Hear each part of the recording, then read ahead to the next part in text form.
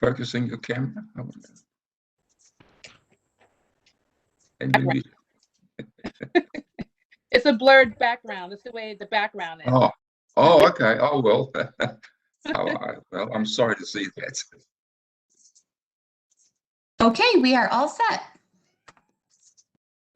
Thank you. So good morning and welcome to everybody. This is May 7th, 2021.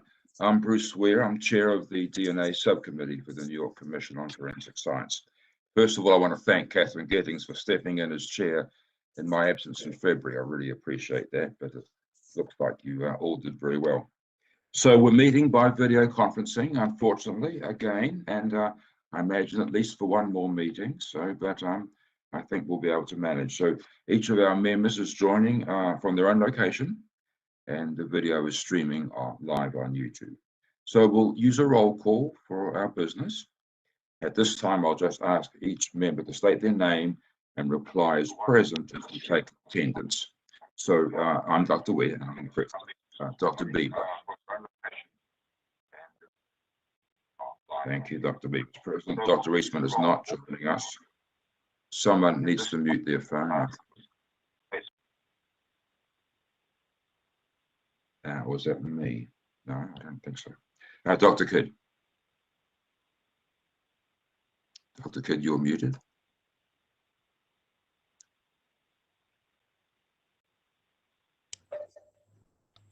There, Ken Kidd. Thank you. Dr. Smith. Jennifer Smith. Good morning, everybody. Thank you. Dr. Souza. Amanda Souza, present. Thank you. And Dr. Giddings. Giddings, present. Good morning. Thank you. So we have 6 members present. I believe that's a quorum. So first of all, we need to consider and approve the meeting agenda. You've all received the draft agenda. Any discussions on the agenda? All right. A quick question. I'm sorry. Please. Were there any late documents for this one? Okay, good. Thanks. Just checking. Thanks. Thank you, Kevin. Okay. So no questions or discussion. So do I have a motion from someone to approve the agenda? Please. I move to approve the agenda. Dr. Smith, thank you. And do I have a Second. Dr. Kidd, thank you. So I will call on you for your vote. At this point, please state your vote. I'll call you one by one. My vote is aye. Dr. Bieber is muted. Dr. Bieber is muted. Fred, you're muted still. Yeah. Fred Bieber, aye. Thank you. Dr. Eastman's absent. Dr. Kidd. Ken Kidd, aye. Thank you. Dr. Smith. Jennifer Smith, aye. Thank you. Dr. Souza. Amanda Souza, aye. Thank you. And Dr. Giddings. Catherine Giddings, aye. All right. Thank you. All those present voted aye, so the motion carries. Thank you. So now let's consider the draft minutes from the February 5, 2021 meeting. You've all received copies of the minutes. Any discussion regarding the minutes? I was not present, so I will not comment or discuss the minutes. Any comments? All right, thank you. I had a question. Thank you. The minutes included some of what was discussed during the executive session. Is that the normal procedure?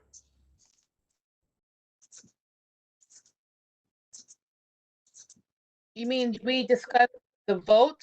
I mean, the vote was placed in open meeting? You can place the vote out.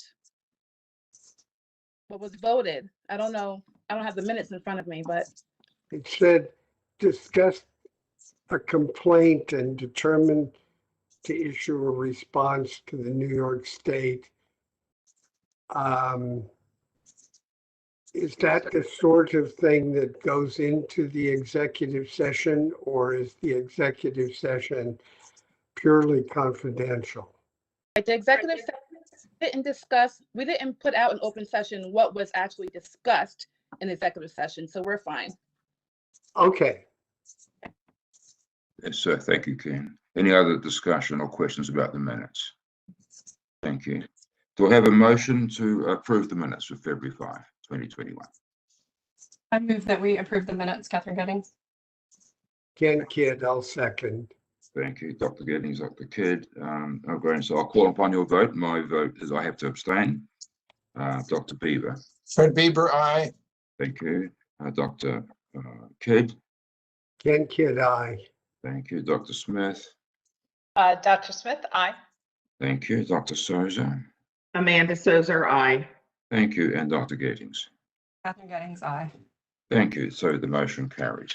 So now we have some updates from the labs accreditation, the Erie County Central Police Services Forensic Lab. We have a letter, FBI acknowledgement of the 2020 external QAS. Jill, I think this is just for information purposes. We don't vote. Tom Grill, I think, is available. Do we need to bring him on for anything? Any members have any comments they wish to make? The lab was found to be in compliance with the standards for the quality assurance standards. Very good. So thank you. So that's good. Nice to have that checked off. The Nassau County Division of Forensic Science, there's an email attached, chain attached, an updated scope, informational purposes. We've got Karen Dooling, Pat Buffalino possibly available. So the National Accreditation Board has updated the laboratory scope to update key technology and disease drug discipline. No change to biology discipline. I suspect that means we don't need to even further consideration. It's just for information. So thank you.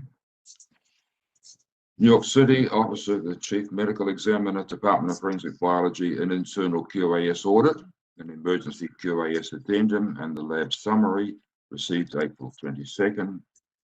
The laboratory conducted an internal QAS audit and the emergency addendum in November 2020. There were 3 findings.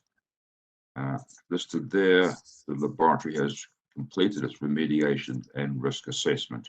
And I think my question, Dr. Julie, is do we have details on the remediation and risk assessment from those 3 items? It should be present in your materials. Okay, thank you. You want to just point us to that page number on that? Don't mind.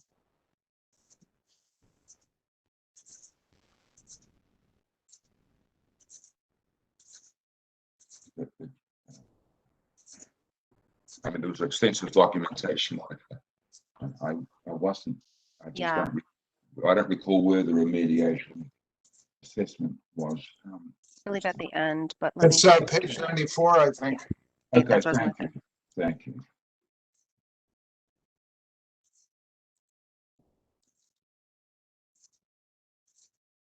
Okay, so everybody's had a chance to see those. Thank you. Any discussion, questions, comments? This is for informational purposes only. So I guess, First, I had a question. sure. It's on page 79. And I just wondered why it's 78 in the red on the bottom, 79 of the Adobe document. Why was DB 3.4 just left blank? And it was also on page 85 of the Adobe, 84 in the red. This was DB 8.6.1. Was there a reason for that?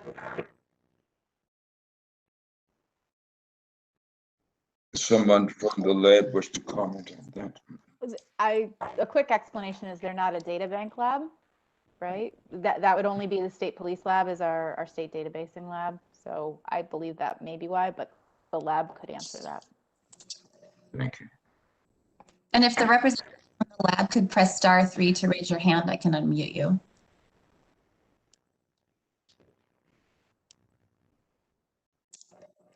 You're all set. Good morning, everyone. This is Kira McKay. I'm the Quality Assurance Manager of the Department of Forensic Biology in OCME. And what I believe, I'm not sure who said it, is correct. We are not a databasing lab. So for that item, we did not mark it. So wouldn't it just be NA then? This is in the emergency addendum. Which document? Yeah, it's on page 80. So it's on the emergency addendum. It's page 10 of 18 is one. I'm scrolling to that.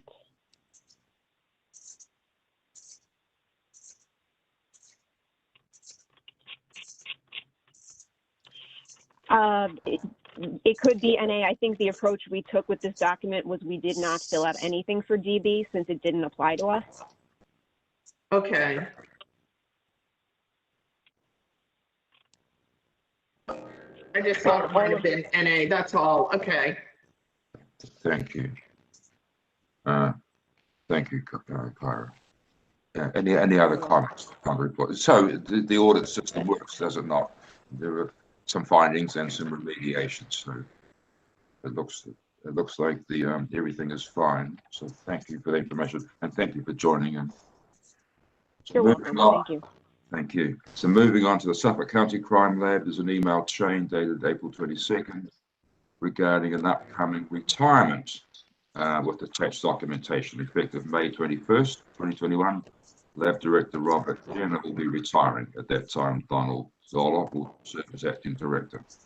So thank you for the information. I would suggest that the committee prepares a letter of congratulations and best wishes to retiring Director Jenner. Everybody would be happy with that, I think. I don't think we need a formal vote, do we, Julie? We do need a formal vote. Vote, yes. Yeah, Okay. any action requires a formal vote, so. Okay. So I unfortunately, would invite a motion to that we prepare and send a letter of congratulations and best wishes to retirement. Bieber, second the motion. So I think, can I make that motion? I'd like to do that. So any discussion? So we should go around and check our list. Dr. Bieber, how do you vote on the motion? Bieber, aye. Thank you. Dr. Kidd? And Kidd, aye. Dr. Smith? Jennifer Smith, aye. Thank you. Dr. Souza? Amanda Souza, aye. Thank you. And Dr. Giddings? Catherine Gettings, aye. Thank you. So the motion carries. I think that'll be a nice thing to do. Sorry, Dr. Ware, did you vote as well? I don't know if I missed it. Excuse me, I didn't hear. Sorry. Did you hear me? No. I didn't know. Did you vote as well? I don't know if I missed it. Oh, excuse me. Yes, I did vote. I voted aye. Okay. Thank you. Thank you. I would claim it's very early, but it's not all that early here on the West Coast. All right, so we have some old business. Partial match update, Dr. Dooley. good morning. For the partial match, there is no change from our last meeting, so we still remain at 93 names requested, 49 names released, and all 49 investigations have been closed. Thank you. So that's very helpful. Comments from anybody? All right, Dr. Dooley, would you continue, please, with the familial search update? Sure. So for the familial search program, we have received 43 applications in total, with 8 resubmissions and 2 renewals. Out of that, so 28 applications have been approved, 12 have been rejected, 2 withdrawn, and 1 pending. Of the 28 that have been approved, there are 9 in queue or in process, and 19 of those have been completed. And just remind us what completed means. There's been some names released. Completed means that we've conducted the required training and that any result, that if the results have been released. Now, that doesn't necessarily mean names have been released, but the search has been completed and they've been trained. Okay, thank you. And just one brief thing also I'd like to mention is that as of April 21st, the proposed changes for the familial search and partial match policy have gone live. So those are now in effect. So we are accepting applications for the unidentified human remains. Ah, thank you. Interesting. Any other comments on that? Thank you. And then, Yes, Mr. Chairman, I have a question for Jill. Jill, can you give us a word or two about a summary about the reasons for the 12 rejected applications? Yes, excuse me. So primarily they are rejected due to not meeting the sample requirements. So they may not have a full complete profile, or they may not be able to obtain a YSTR profile from the forensic sample. And those are requirements, sample requirements must be met. Okay, thank you. thank you, Dr. Parkerson. Other comments? All right, thank you. So moving on to CODIS bulletins. Is there an update, Dr. Leach, Tom Leach can join us, I believe. I did receive an email from Dr. Lee, from Tom, saying that there was no update for this, but if he's raising his hand, there's two hands up. I'm not sure. Good morning. This is Tom Leach. Can you hear me? Yes, welcome, welcome, Tom. Thank you. Good morning. As Shelley had indicated, there are no additional CODIS updates related to any quality issues to relay at this time. Very good. So nothing we need to be made aware of. Is that? I think that's what you're saying. Yes, that's correct. Well, thank you. Well, thank you for joining us. Well, thank you.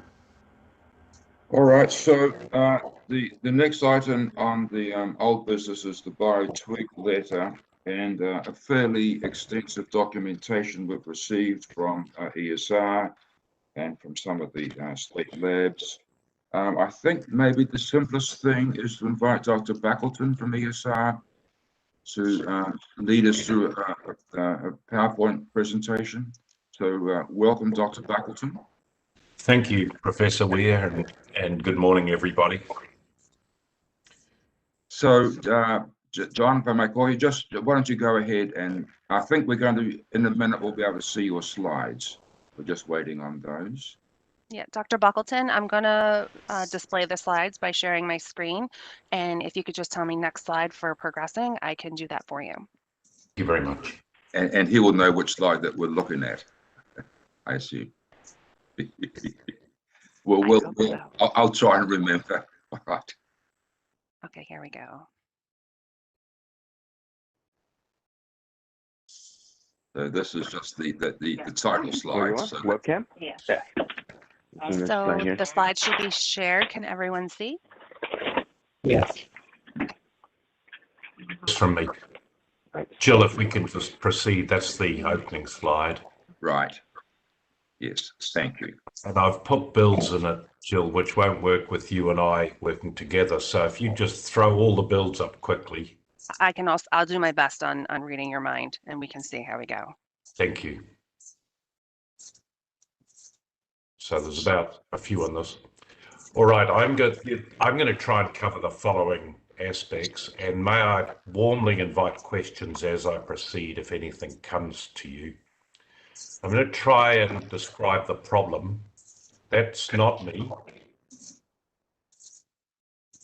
I'm going to try and describe the problem, give you a appreciation, I hope, of the effect.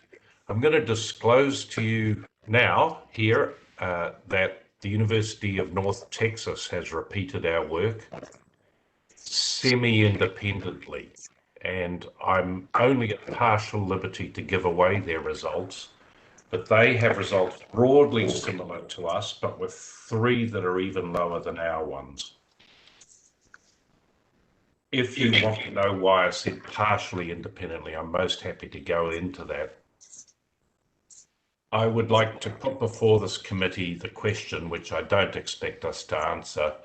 Do we want to be conservative, and if so, how much? And this may seem like either an obvious or a pointless question, and I'm going to shelve it, but it really goes to the basis of what we're struggling with.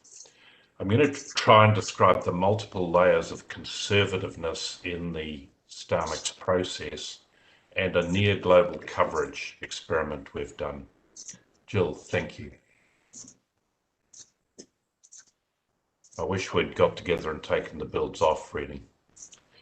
The core of the current problem with which we are dealing is that it's a Monte Carlo Markov chain process, and the Monte Carlo refers to random sampling. And if you run the process again, you get a different answer. And in the early stages of deployment of the tool, this caused great consternation. I'm going to also put forward to you here that it's a good thing that it varies, but I don't expect to be able to convince you of that. We offered a lower bound based on a standard solution, and the user could select a nominal alpha value. And an awful lot of the challenges with which I'm faced in court and at the DNA Commission relate to conflation of the nominal value and the coverage.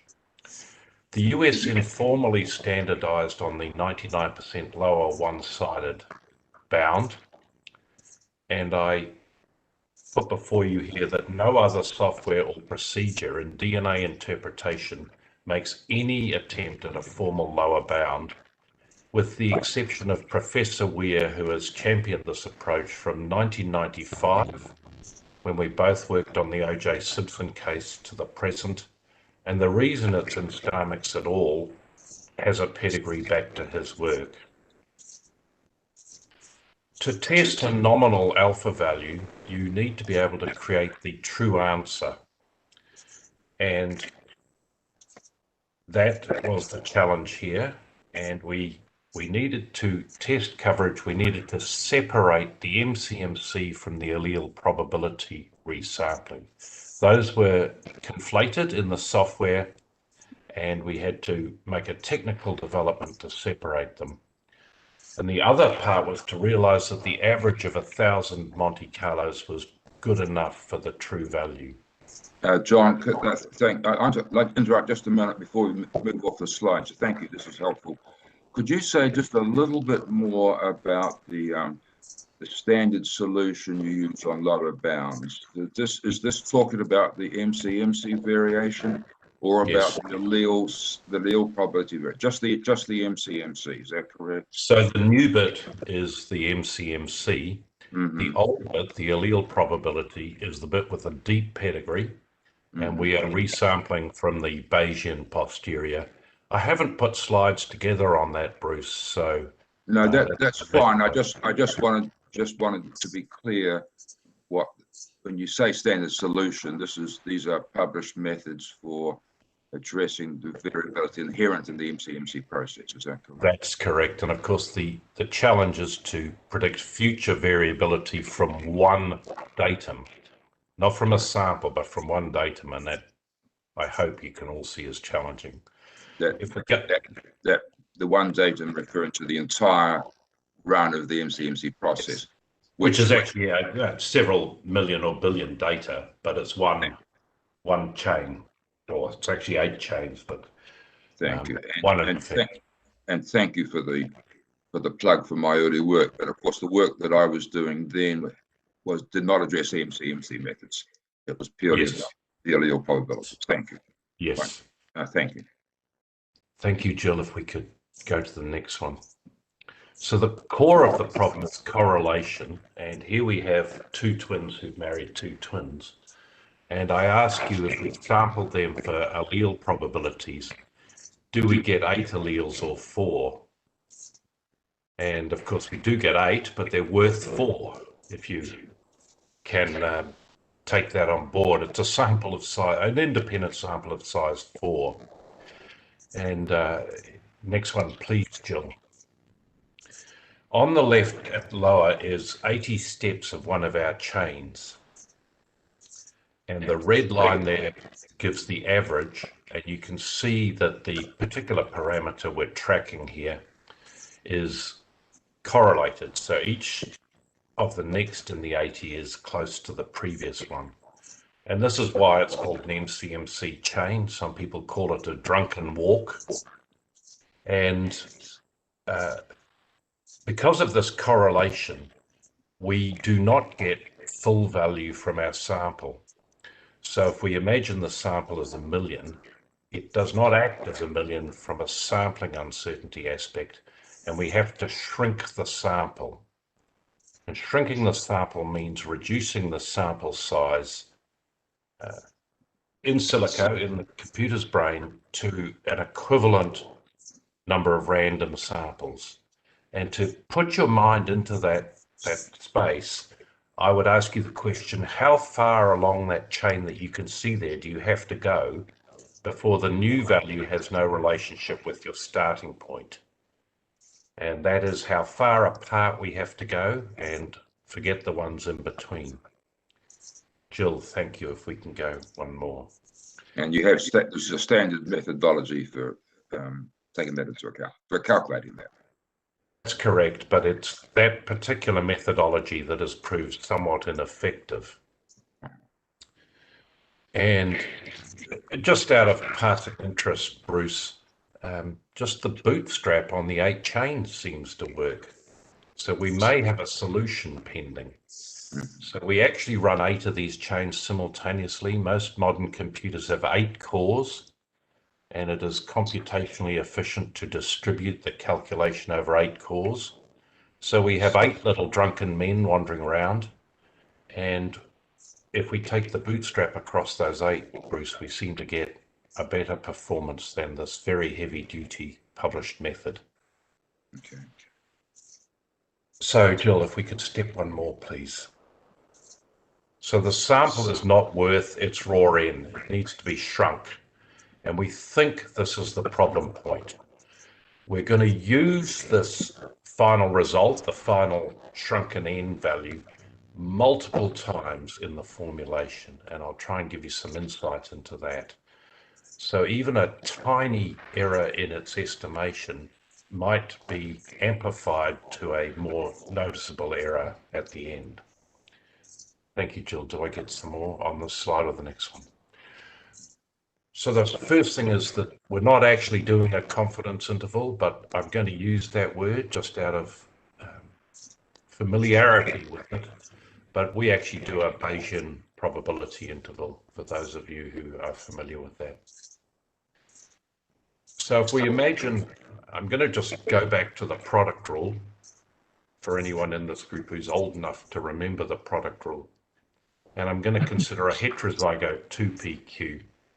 And I just want to point out that the confidence interval on 2PQ is not obtained from the confidence interval on P and on Q. So you don't take the confidence interval on the separate parameters, you want the confidence interval on the final function.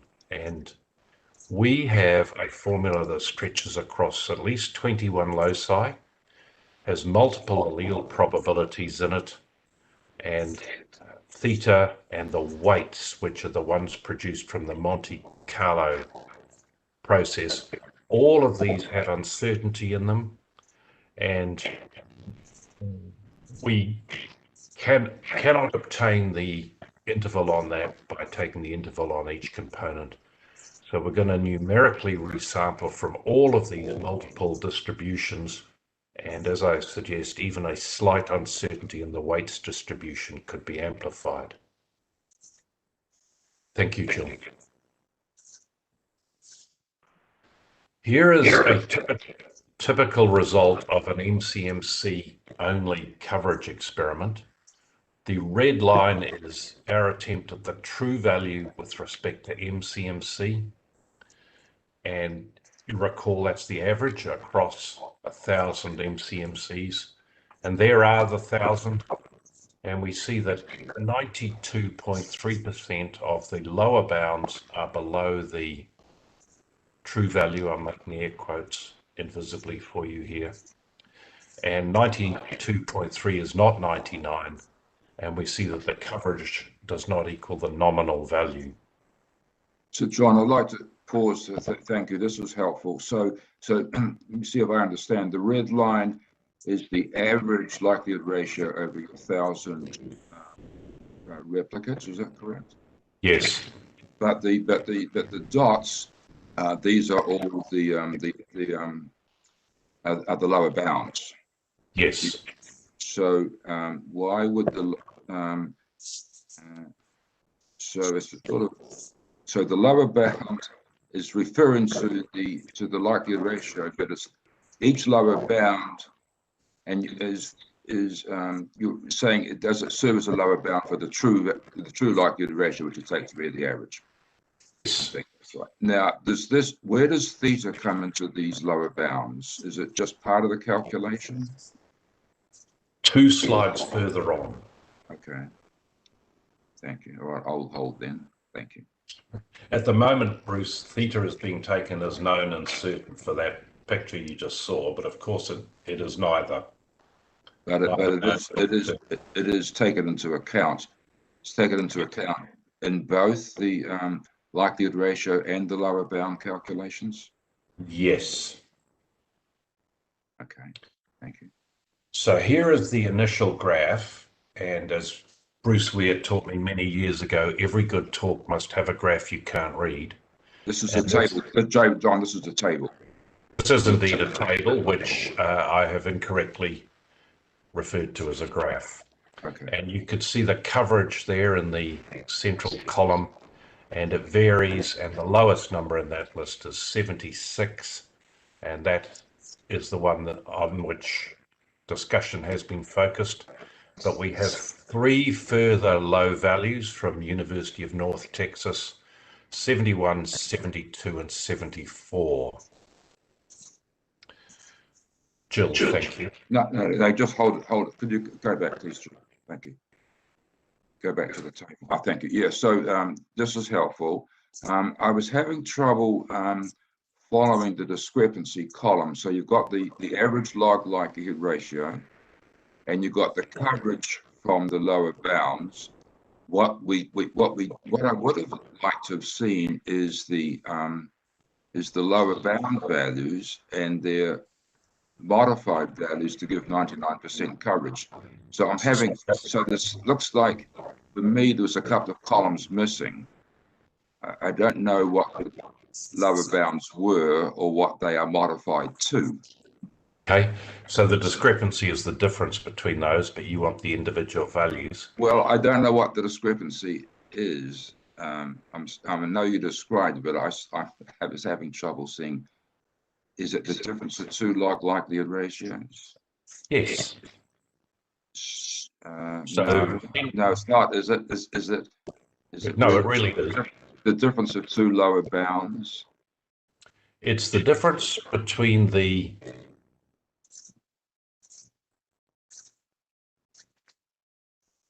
It's where the lower bound would need to be. How much lower the lower bound would need? How much higher, Bruce?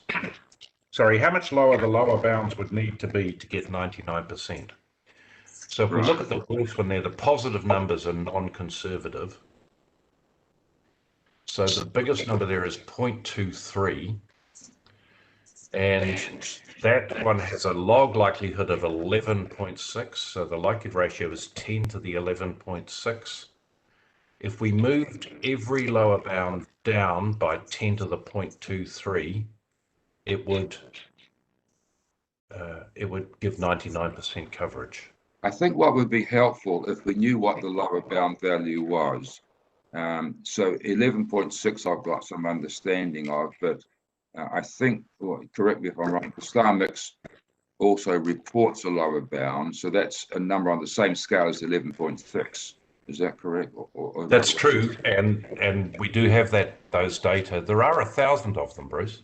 Well, is there an average or something? So I find it difficult to think in terms of 10 to the power of 0.23, but I would understand what the lower bound actual values were, and then I might get. I think we need some understanding of what the practical effect is on someone reading the report. So. Okay, if you still need that at the end of my presentation, we can provide that. Thank you. If we go to the next slide, please, and throw the build up, please. At this time, there are multiple layers of, I don't believe that's a word. I think I've invented it, but I quite like it.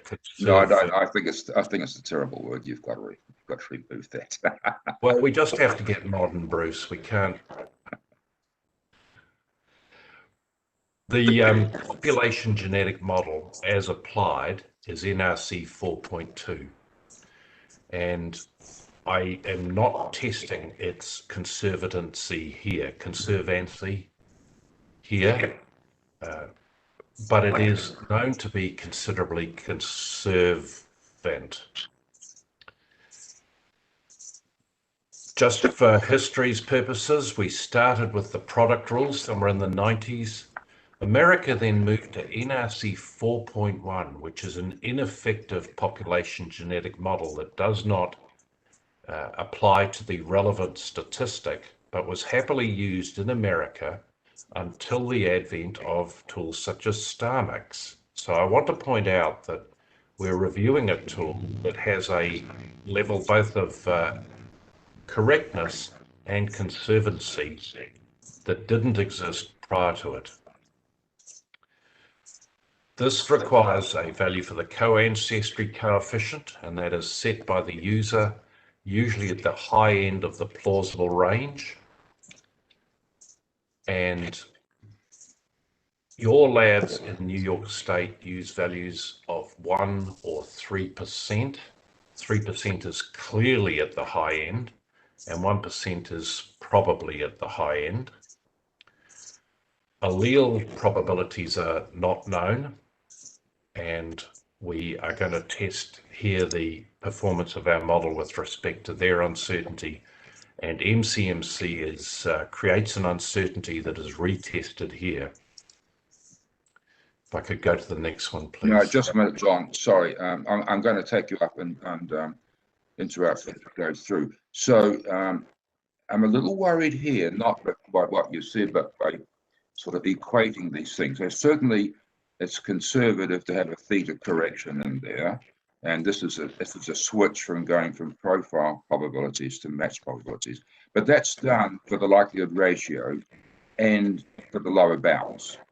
So yes. the presence or absence of theta is not addressing the quality of the lower bound. I think the issue that you noticed.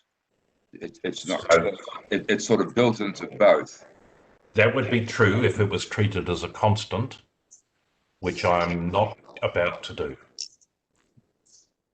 Okay, so theta is now variable, so it's treated differently in the likelihood ratio and in the lower bounds? That's right. Okay. I'm having a little trouble thinking about that. If you're going to report a likelihood ratio with some theta value and then calculate lower bounds with a different value, sort of have to think about that. The uncertain, so the MCMC variation is, I think, what triggered your notice of the coverage not being nominal. The uncertainty in the allele probability. Are you saying here that this is going to be a new feature of StarMix, or was it was already there? I'm not sure what you've said. I have not set up slides of a standard for the academic questions that Bruce is asking. We did send you a paper outlining our method in detail. And well, thank you. Yes, and we have those. Actually, you sent us 2 papers. The second one, revisiting the StarMix likelihood ratio, talked about using theta. The first one, the testing methods, didn't go much into detail on theta. So I think we should continue, but I just wanted to point out that I think the totality, as you've said in several places, are accounting for allele uncertainty, probability uncertainty, and the MCMC uncertainty.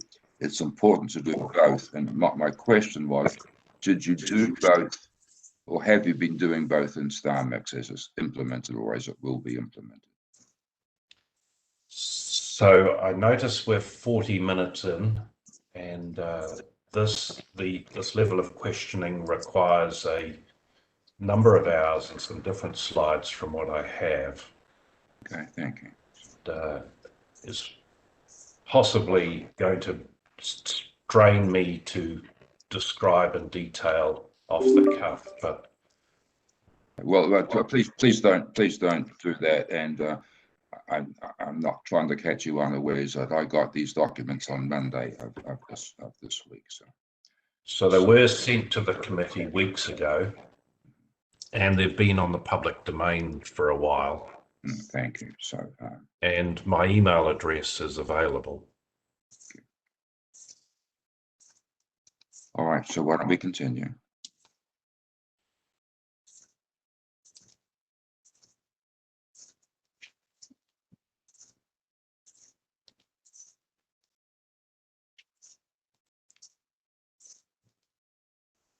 This is previously published work that demonstrates the behavior of NRC 4.2 as applied. And I ask you to look at the top left-hand panel. This is a simulation where we have created the subpopulation effect, and we have created it such that the co-ancestry coefficient is 3% exactly. And we have used 3% in the estimate, and we divide the estimate by the true value. And we know the true value because this population is created in the computer's head, and it knows everything about it, and the population in total is infinite. There's an infinite population made of subpopulations that are tiny. And I've labeled the conservative and non-conservative side. So we have reason to believe that the NRC 4.2 as applied is operating conservatively compared with the true frequency in the overall population. If we go to the next slide, please.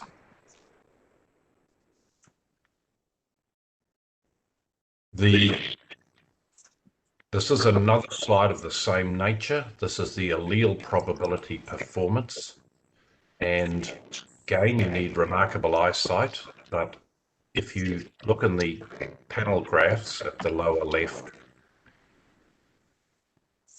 I've put in the line 1, and this is the performance of the lower bound it's the upper bound on the frequency. So the upper bound on the frequency for the current Bayesian posterior method embedded in StarMix, and we want, for perfect performance, 99% of those dots to fall above the vertical line at 1. And we've given you the number that fall below, and it appears in the top left-hand corner. So 0.8% fall below the line using the 1/k prior, and a sample size of 100. And at the bottom is a sample size of 1,000, and we can see that both those numbers are close to 1%. If we go to the next one,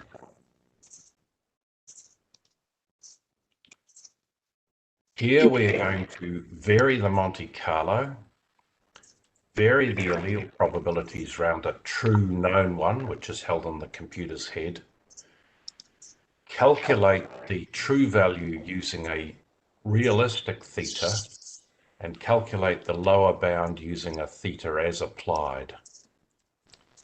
And we simply count the numbers that fall above the alleged true value, and hopefully, if we go to the next one, please. So the graph shows the results of our 78% one, and the allele frequency takes it to 96. And I think if we go to the last one here, if you add in the fact that a conservative theta is used, we get 100% coverage. So 100% of the lower bounds are below my best shot at a true value for most of the uncertainty. It's not all of it. So thank you, John. So, and just remind us which of these three options is going to be what StarMix uses. StarMix uses all of these and always has. Okay. Which is to some extent my point, that there are multiple efforts at the bound. The bound is going to be enormously hard to get in reality. You know, if we try to account for all known uncertainties in all things, it will be enormously difficult. But I'm having the best go at the true value, and trying to give you the performance of our bound. And this is 1%, and for instance, OCME use 3%. So the lower bounds are done with 1% here, and the true value is done with 0.5%, which is a reasonable value for the theta for Caucasians, for the mean. Bruce, I sense your interest in this.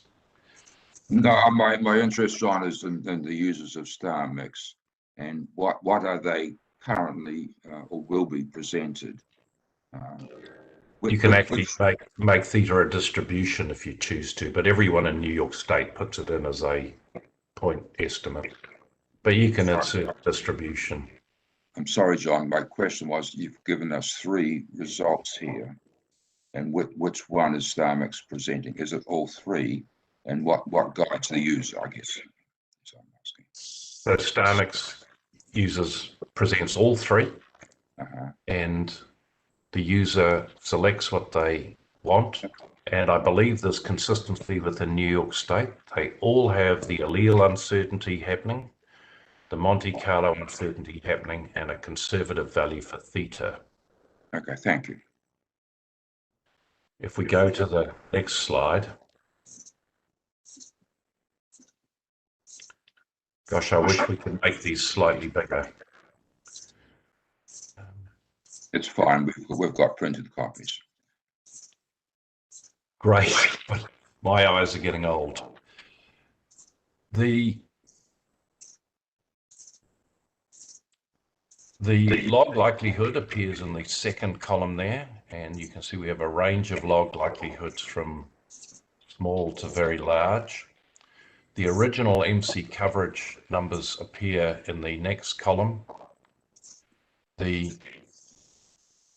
near global ground truth appears in the third column. Now, the near global ground truth is my attempt at the ground truth, given the average of 1,000 Monte Carlos, the known allele probability from which we're sampling, and a realistic value for theta. The last column here, skipping one, the last column is the coverage of the lower bounds with respect to those three aspects of uncertainty. And you can see that all of those numbers are above 99%, except the very bottom one. And that, if you look across to the left, is a strong exclusion. And we've had a bit of trouble getting the lower bound on those. All right. I apologize for my, I guess, my lack of extensive mathematical rigor in this presentation. I pitched it wrongly. It's fine, John. Is there more? Have we finished the slides? No, there's the finishing slide. Oh, okay. Thank you. Well, thank you for doing that. That was very helpful. Just remind. Oh, you said you were going to tell us about the North Texas University results. Did you want to do that? No, I can't, Bruce. I have permission to disclose them in summary, but not in detail. We don't know what they're going to do with them, but they have repeated our work, but with us involved. So we've done the actual computing runs for them. Okay, and using your methodologies. Using our methodology, their mixtures that they set up, and their data analysis. So we did the middle bit on our big machines. Okay. And just, can you bring us up to date, if you can, on the status of your two manuscripts? Well, they're both in the public domain. The first was in the public domain at your last two meetings, but had gone unnoticed. And I noticed Mr. Wivel struggling to direct you to it, but it was there. And they're not refereed, and we're not making any further effort to get them refereed. Okay, thank you. And then I just got an amusing question, John, if I may. In the questions that we transmitted to you from the commission, there were phrases that caught my eye. There was exclusionary, inconclusive, and inclusionary. Could you just tell us how ESR interprets those phrases, inclusionary, exclusionary, and inconclusive? Oh, ESR has its own policies for its own casework, but we don't tell US labs how they should behave. Sure. I was just wondering how you're going to respond to the question about those three phrases, because I struggle to know what they mean. And I wondered if I am reaching for the document. What I have it before me, Bruce. Which question is that? And remember, there's two numbering schemes. There was a question about, did your coverage not be nominal change the result from exclusionary to inconclusive or to inclusive? And I was wondering how you were going to answer that.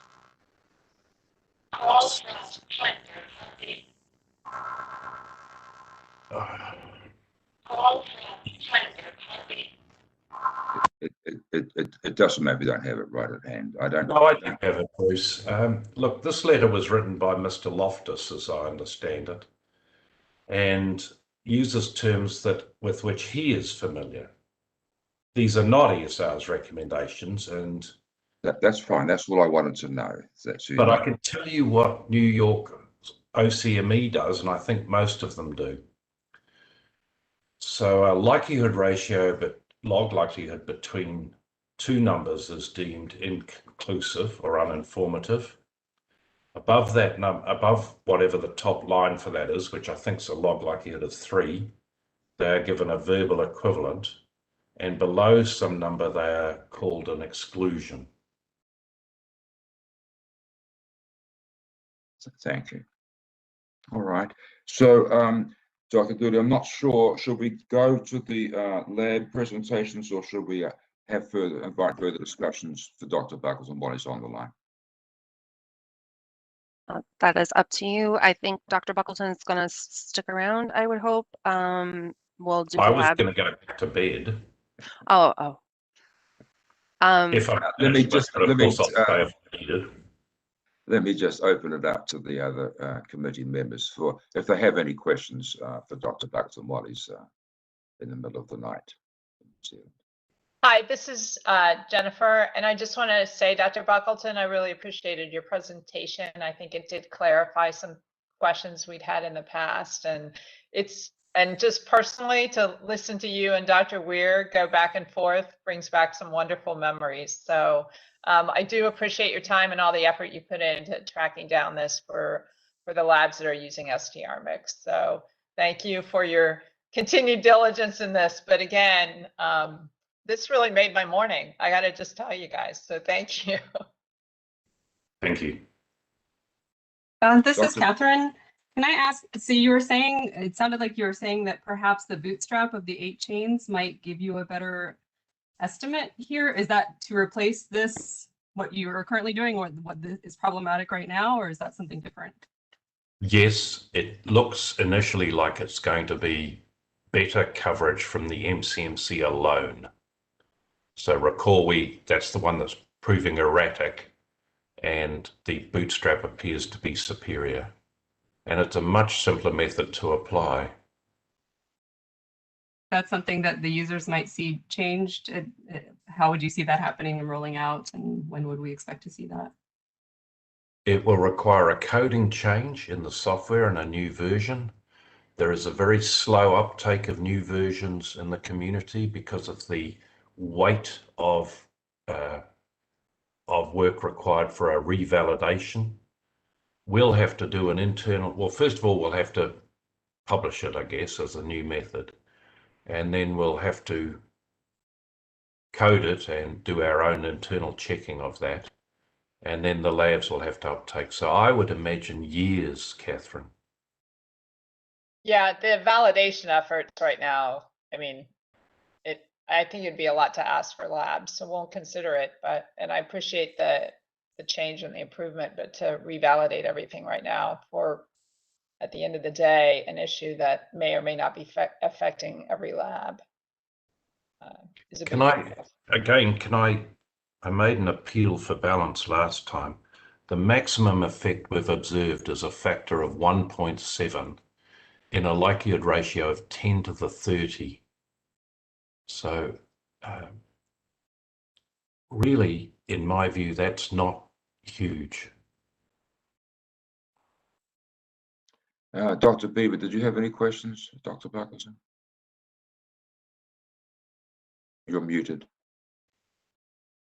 Fred, you're muted. Sorry, John, Fred here from Boston. Did you do any modeling using a different probability distribution model like a Dirichlet, or do you pronounce it Dirichlet? So Mr. Dirichlet does pronounce it Dirichlet, but in America it's usually Dirichlet. We pretend it's French, which it is French, but he calls it Dirichlet. Just as Mr. Dorbit actually calls himself Dorbit. So yes, so we do believe that each individual sample should be binomial. Yes. And we do use the beta binomial, or actually the Dirichlet multinomial conjugacy, and for fast computing we convert it to gamma distributions as a fast resampling algorithm from the Dirichlet. Mm-hmm. I have not to digress inappropriately, but when this issue of Monte Carlo has come up in hearings, and the courts seem to have trouble understanding why you would get a different result with a different experiment. The simple example I use, and it may be too trivial to even mention here, is I asked the judge if he was driving or she was driving their car from New York City to San Diego, and they did this repeatedly, they'd get a different odometer reading every time.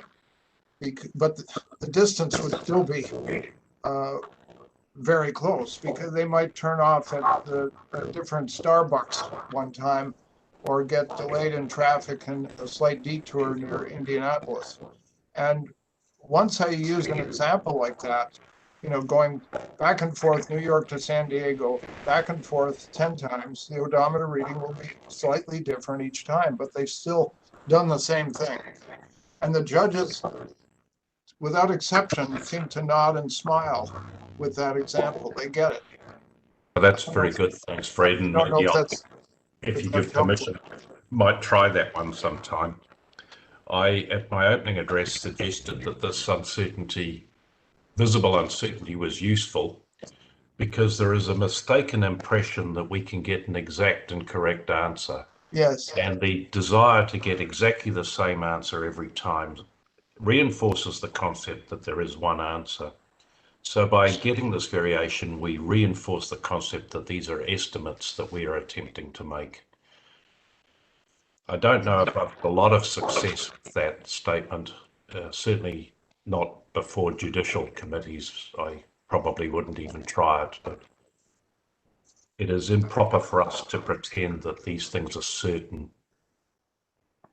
Dr. Kidd, did you have any questions for Dr. Parkerson? No, I don't have any questions. I'm very appreciative of the result, and certainly, at least I think I understand why it's not possible to get a single answer.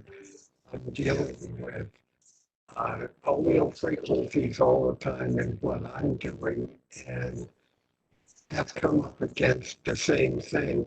Isn't there a real frequency for that population? And of course, there isn't. There are different samples, and each one has a slightly different allele frequency. So putting that into the calculations, I think, is quite appropriate. And I appreciate it. Thank you. Dr. Souza, did you have any questions? Yes, I just have a couple, and sorry, I really wrestle with this topic, so this is hard for me, and so I'm going to ask a couple questions. My concern is typically about accuracy. So, you know, Fred, if I were going to go back to your analogy, which I think is very good, if you were going to make that drive, would someone say, oh, this is a short drive versus it's a long drive? Or is that going to change the kind of the overall outcome of the case? And I'll tell you where my mindset is coming from. When I first started in this industry a long time ago, I think it was Dr. Deborah M. Dean was in paternity testing, and she said, you know, in paternity testing, if we're overly conservative to the alleged father, then the child will not have a father. The child won't have a biological father. If we're under conservative, if we're too risque on that and not being careful in our testing, then a man who's not the biological father of the child would be falsely implicated as that father. So we really want to be accurate in identifying who that biological father is. So when I listen to all this, that still is in the back of my mind when I was a young scientist coming into identity testing. So I kind of wrestle with is what is being done accurate, or is it inaccurate, or is, you know, maybe that's a kind of a silly question to ask, but you know, I don't know if someone wants to help me with this, what I'm wrestling with. I think that's the intention. I'll speak for Dr. Parkerson, presenting the likelihood ratio, which is their best estimate. Yeah. And then to convey to the court the notion that there is uncertainty, they'll give a lower bound. So I think they're doing exactly what you want. I think the focus should, you know, I would think the focus should be on the likelihood ratio, but I'm aware that that's not the truth. It's their best estimate, and we've got some measure of uncertainty. And I think the StarMix people have been transparent, have done a nice job. I think they've actually done a better job than the impression had been given by giving these, taking into account both the sources of variation, the Monte Carlo inherent variation, and the uncertainty in allele frequencies, and maybe in these theta corrections also. Taking all those into account, I think they've done. I think they've been honest and transparent, and I think they should. I would encourage them to focus on the single bound that incorporated all those effects. And it's fine to present three different answers, but to give guidance to a lab, I would say this is our best estimate, and you should focus on that. It has uncertainty, and that uncertainty we believe should incorporate all these factors. And here's the result when we do that.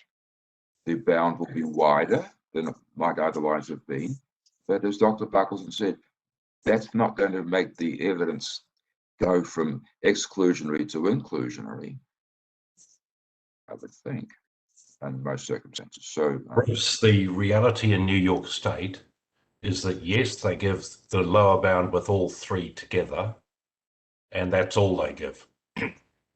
I think that's fine. That has become referred to as the LR. And that is part of Mr. Loftus's concern, is that the LR, I think that's unfortunate. And if we could do any good, I would encourage the labs to read the reports carefully and to use the likelihood ratio as presented, as well as presenting a lower bound. In exactly the same way we do in the newspapers every day when we see public opinion surveys. We hear that 47% support this point of view, plus or minus 3 percentage points. So the public is very comfortable with the idea of uncertainty, but they want both numbers. They want the 47% and they want the 3 percentage points.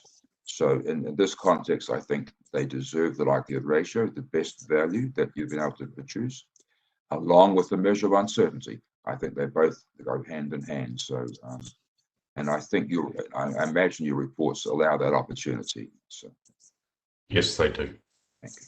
I think I've run on everybody. So thank you very much, Dr. Parkerson. I appreciate you accommodating the time difference for us, and we certainly value your work, and we look forward to more results. I think we can move to the New York State labs, and I think they're on hold, Dr. Dooley. And should we just invite each of them to present to the extent they wish, in alphabetical order, starting with Erie? I'll start the slideshow, and I believe who's speaking first, Shelley, is Helen. Helen and Craig were going to join to give an introduction from the BioTwig, and then the labs would jump in where their slides were. Okay, very good. Thank you.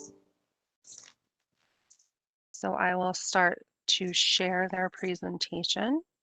And again, if they could just let me know when they would like me to advance the slides.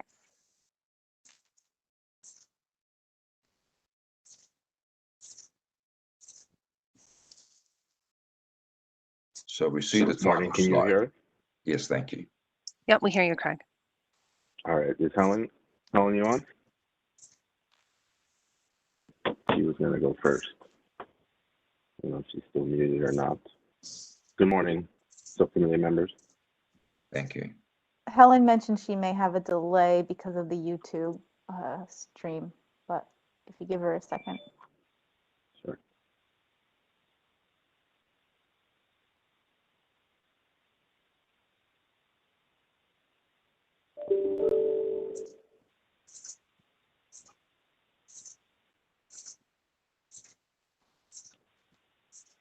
Jackie, Helen says her hand is raised.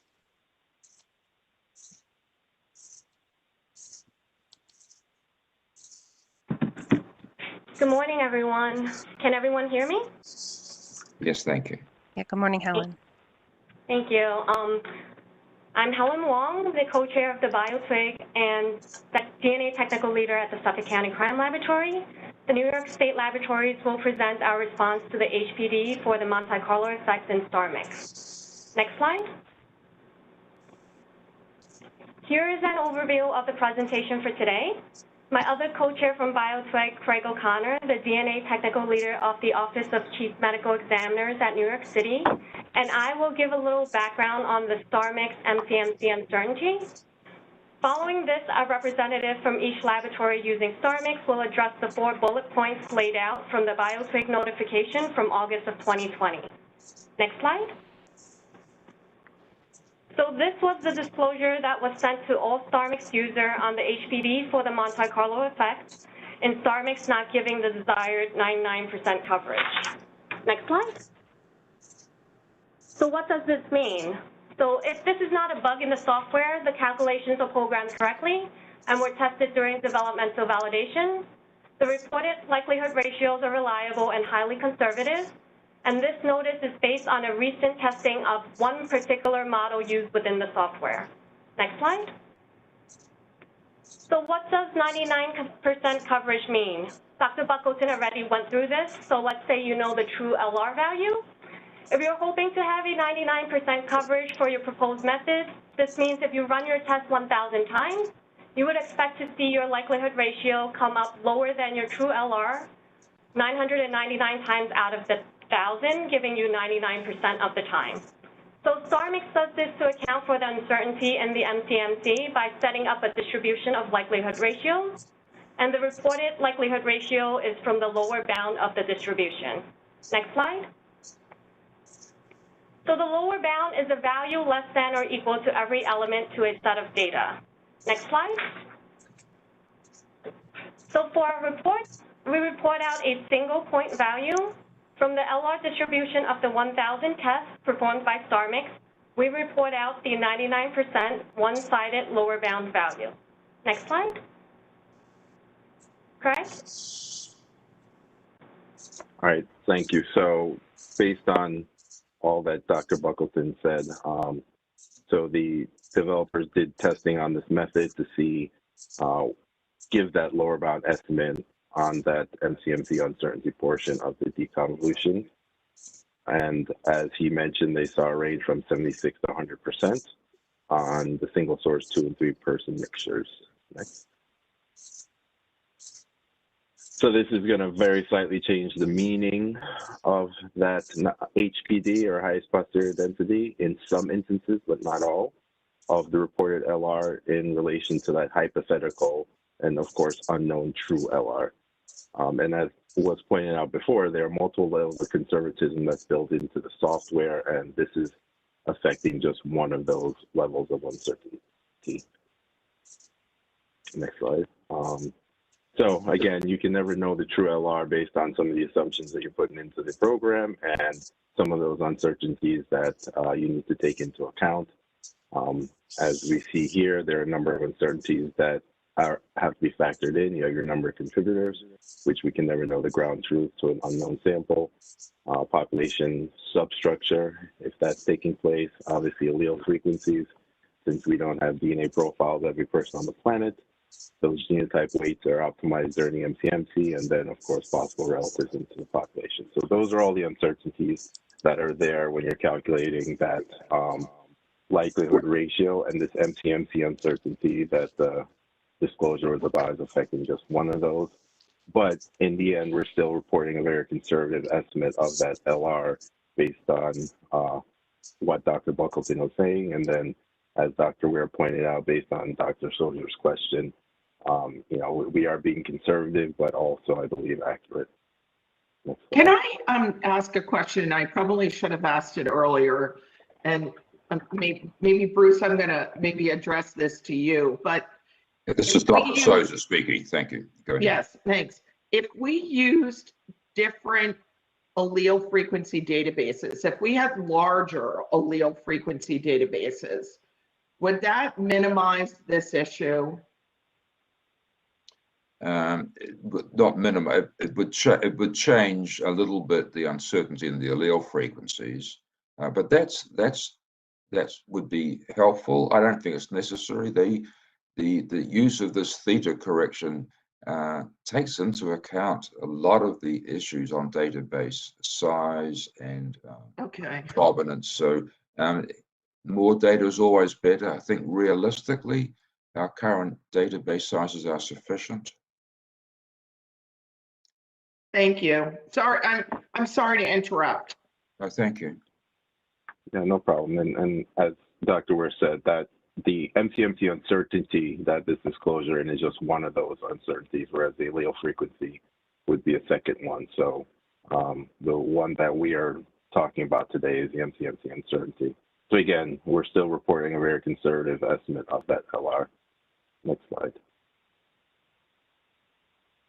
So both developmental and internal validation studies that were done by the developers and then by each laboratory showed that the software performed as expected in relation to the LRs for both true and non-contributors, and this has not changed based on the disclosure and what was looked into as far as the coverage of that Mtmc uncertainty. And as Dr. Buckleton said, the research is still ongoing. Next slide. So we were asked a time ago as labs in the state as to how we responded to these issues, and a letter disclosing this issue from NICLAC and the DNA subcommittee, and we came up with these 4 bullet points on how laboratories responded. We'll go into each laboratory in a second, but in general, the laboratories updated their reports and their report appendices to look at and address the change in the language if needed for that 99% highest posterior density statement. As far as the customers for each laboratory, they weren't notified of this issue, whether documented through a memo or meeting. Each lab updated their protocols if needed to reflect how these changes were affecting StarMc's output report, and then the lab members themselves are notified and given some training on this issue and what the ramifications may be. Next slide. So we'll just go into each lab separately if they can just speak about what they did as far as the reports, Erie County.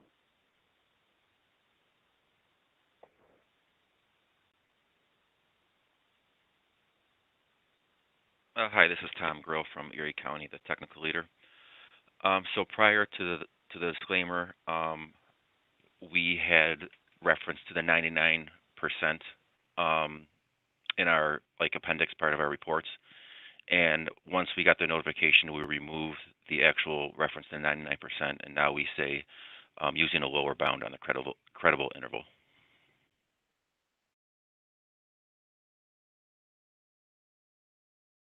And do you, thank you, do you give just the bound, or you give the likelihood ratio and the bound? Both, but we just don't make reference to the 99% anymore. That's fine. Thank you.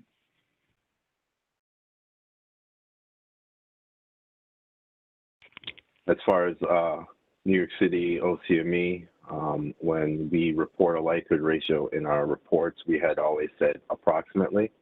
So we figured that the use of the word approximately accurately reflects that that likelihood ratio is calculated as an estimate based on all the uncertainties and assumptions that go into the program itself.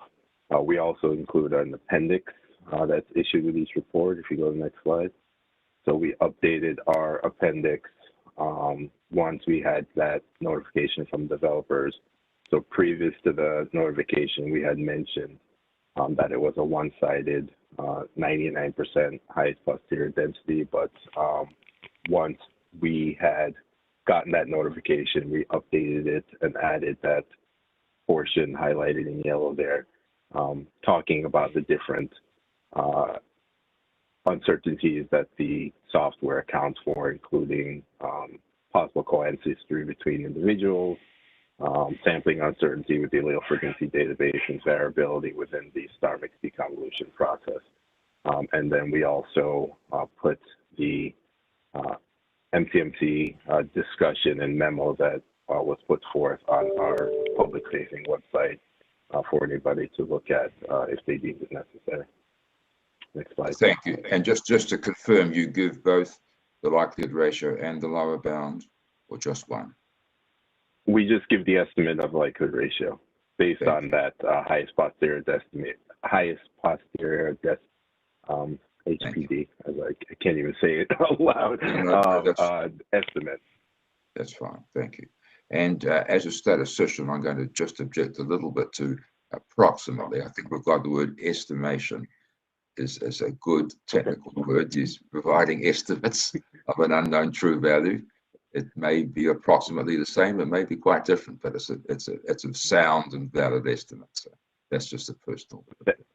Thank you. Fair enough. And just replying to Dr. Smith about watching you and Dr. Buckelton go back and forth. It was good to see, but it gave me nightmares on my own dissertation defense. Let's leave that right there. I think Onondaga is next. Thank you. So who's up next? Onondaga. You should be unmuted. Hi, this is Dan Cowan, the DNA technical leader at Onondaga County.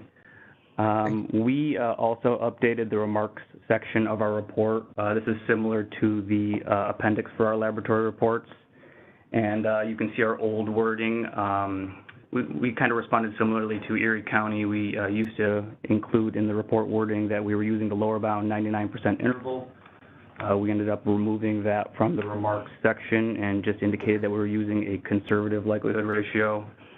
In addition, we also added in that it is an estimate that accounts for some of the layers of conservatism used in the statistic. Very good. I think that's excellent. Thank you.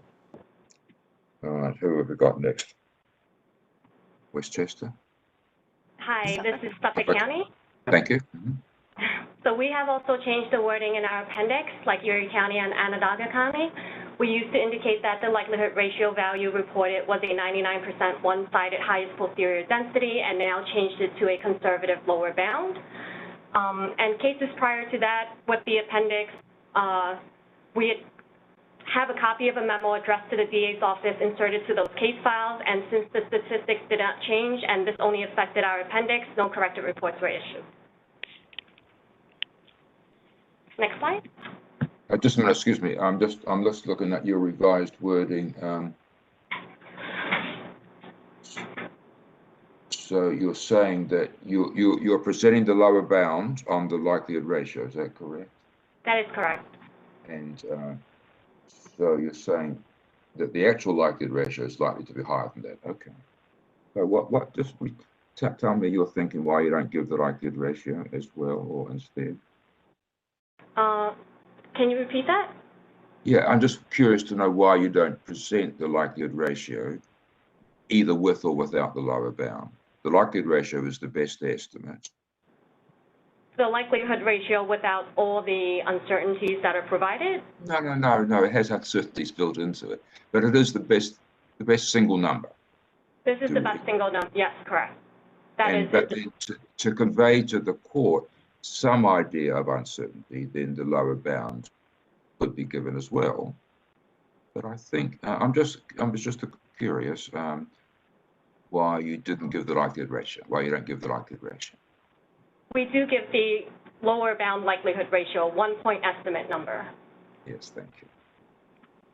Thank you. All right. Who else do we have?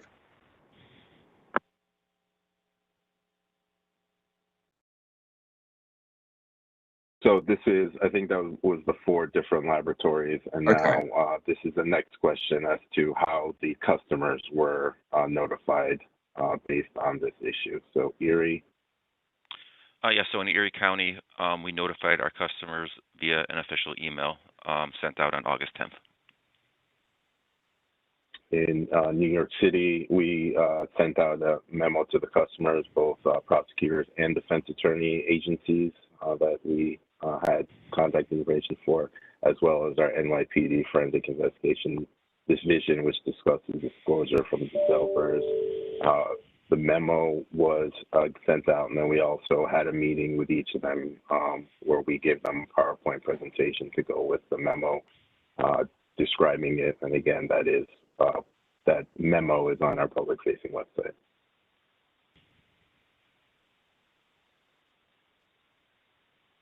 At Onondaga County, we notified the submitting agencies through a letter that was sent via email on August 4th, 2020. So for Suffolk County, we released a memo to the DA's office and also had an in-person meeting with the Chief Assistant DA, and also presented this issue in a refresher course for star mix and likelihood ratios in October.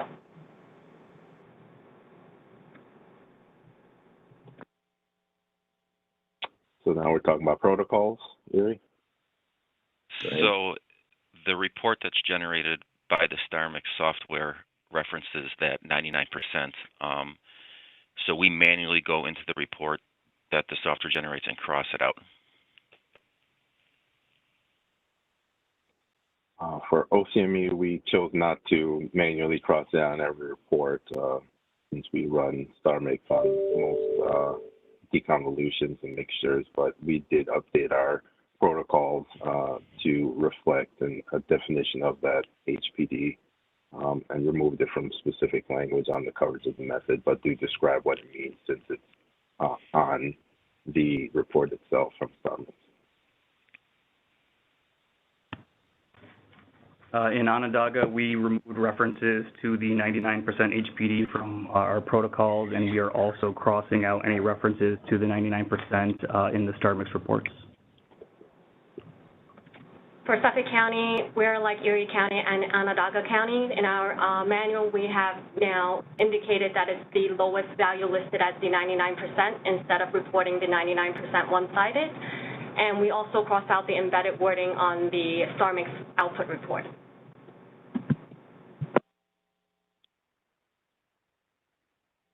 And then lastly, I believe this is talking about what each lab did in terms of notifying their analysts.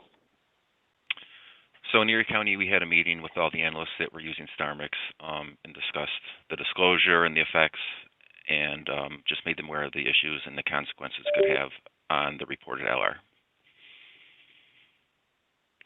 At OCME, we also had a meeting with our analysts to discuss the disclosure and what the ramifications were.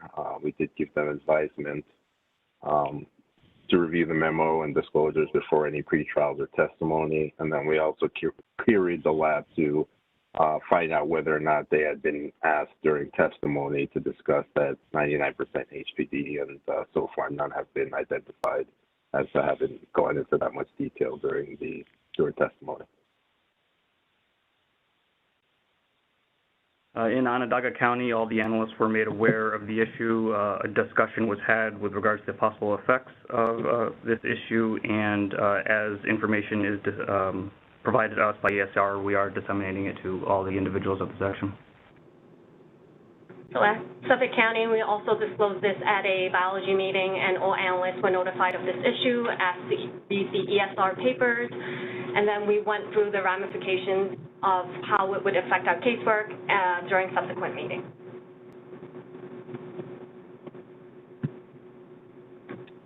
Then labs, we looked at doing additional verification studies, not necessarily validation, but just the data review. Erie?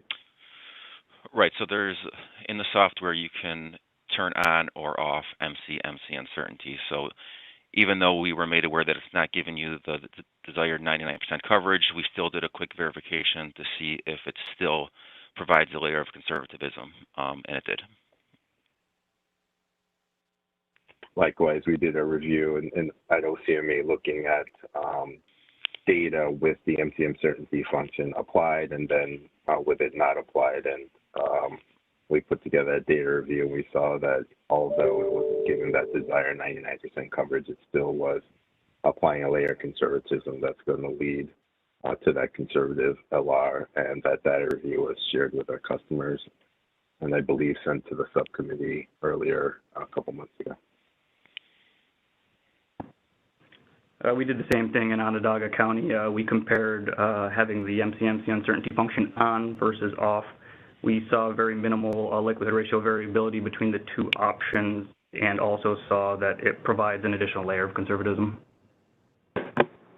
Suffolk County also completed a brief review of the Mtmc Uncertainty option on and off with previous validation samples, and the comparison demonstrated minimal likelihood ratio variability. And using the Mtmc Uncertainty function on most often results in the same LR or the LR with the same magnitude or level of support. Next slide. So those are all the labs that currently have StarMix online. I guess Westchester went online after this disclosure, so they just put together a slide to discuss how they're handling it. Thank you. Good morning. Hi, this is Alana Lauriano, the technical leader for the Westchester County Forensic Lab. I'm just going to briefly talk about the 4 main points that the other labs had addressed during the notification. So in terms of our reports, the term approximately had been part of our statistical language prior to StarMix going online. Therefore, our language had already reflected the calculated likelihood ratio as an estimate.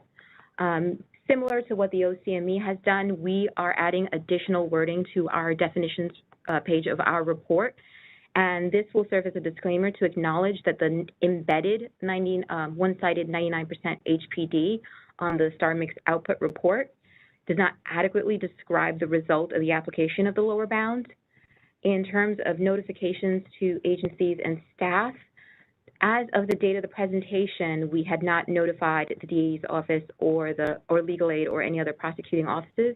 However, since then, we have made a notification to them. Our reports did accurately reflect the LR estimate. However, since that embedded one-sided 99% HPD is physically on the StarMix output report, we decided to issue a notification to the prosecuting agencies, letting them know that we acknowledge that it's better reflected as a lower bound HPD. In terms of our protocols, we followed suit with what OCME, Suffolk, Onondaga, and the area have done, which is to adjust the references to one-sided 99% HPD to the one-sided lower bound. And because this is not, could not be changed on the actual output report, our protocols have just been adjusted to acknowledge that labeling.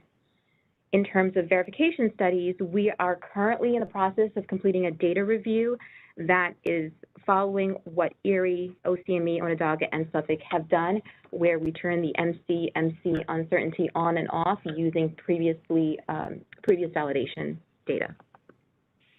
And just to go back to notifications, I just want to let you know that second bullet point, we have notified our biology staff, and we will continue to provide presentations, including the BioTwig presentation, to our staff at our weekly meetings. And we will be prepping our analysts on this information ahead of any StarMix related testimony, which we have not had as of yet. And I think that is it. Next slide. Thank you. Thank you. Do we have no further presentations, I take it, from the labs? So thank you all for that. That was helpful. I must say I'm a little uneasy. I might be wrong, but I'm detecting some confusion in what the StarMix reports are saying. The confusion in this an apparent contradiction with what the labs are interpreting and what Dr. Parkerson told us. StarMix, apparently, we heard this morning, gives a likelihood ratio and a bound which takes into account at least three sources of variation: the Mcmc variation, the allele frequency variation, and the theta variation. All three are included, and that bound is available to the user.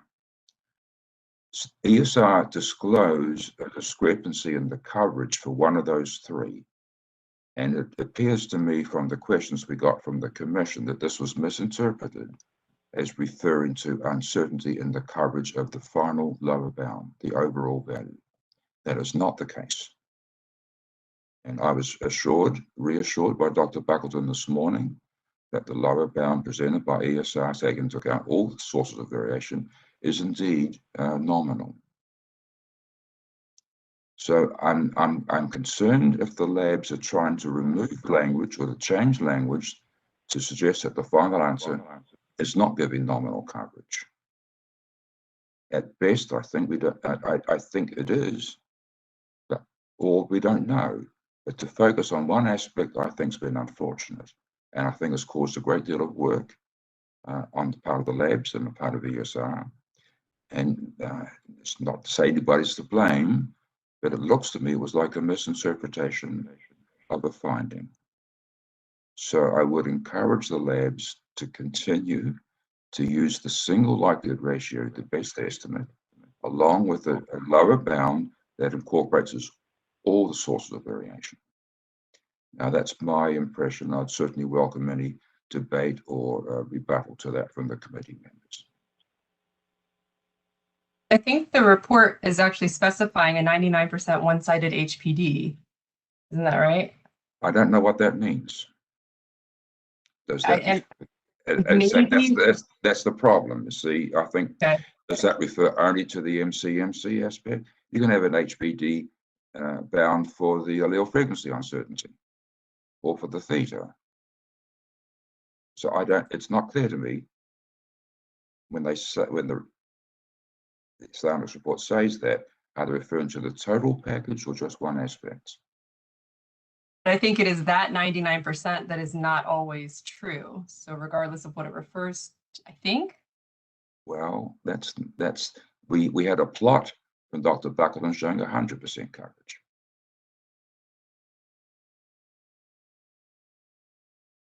And that's why I pressed him as to which of those three scenarios they were using. And he said all three. So please, thank you, Dr. Giddings, that was helpful.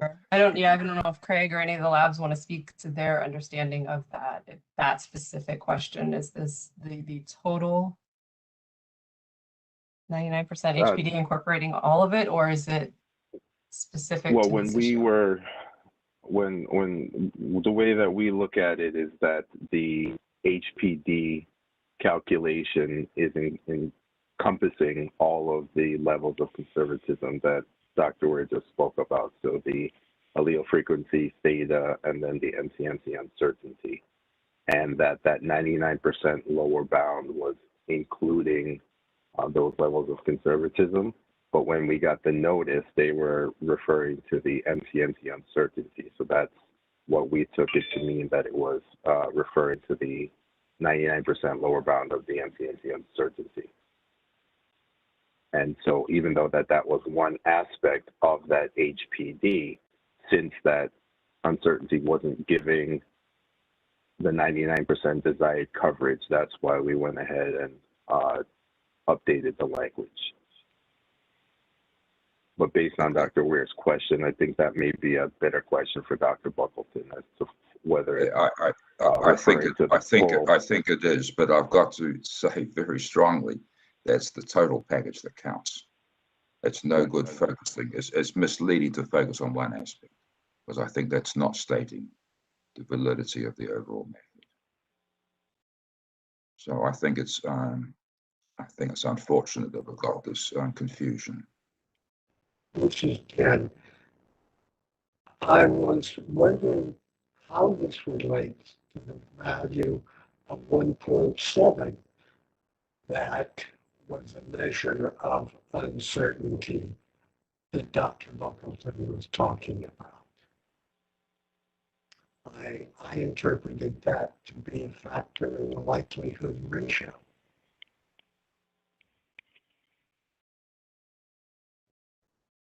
You mean taking into account the allele uncertainty, allele probability distributions? Right. I think it was, but I'm not sure. But see, there's been no question on the coverage levels of the allele probability distribution uncertainty. That's as he showed us a 2011 paper. That's what that accommodating that uncertainty is well documented and it's in place. So, and I'm not sure. I mean, maybe some of the other committee members can address that. This table 1 from their manuscript, I must say I found a bit confusing. But if we take the factor 1.7, I think that it's a factor 1.7 on the likelihood ratio or on the log likelihood ratio wasn't clear. Did that take into account everything?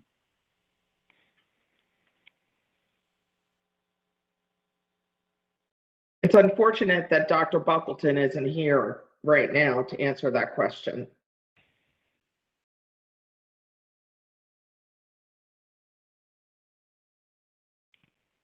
I think it could be cleared up very easily by correspondence.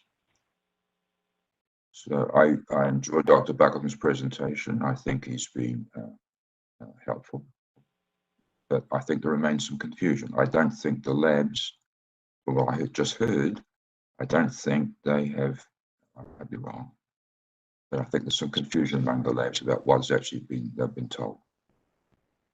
Bruce, I think it would be important to get that clarified.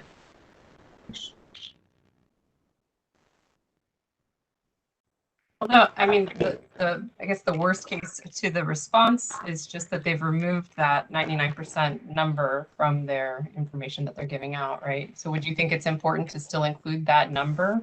No, I don't think the numbers are particularly important. I think they might be challenged if they don't give a number, but I don't think it's important. Fred, looked like you were getting ready to say something. Yes, Mr. Chair, I would like to see if there's a way for us to find, I'm trying to find the page number here. It's page in red, page 200. And it deals with the Suffolk County Medical Examiner Crime Lab report. It was in the binder items 5D2.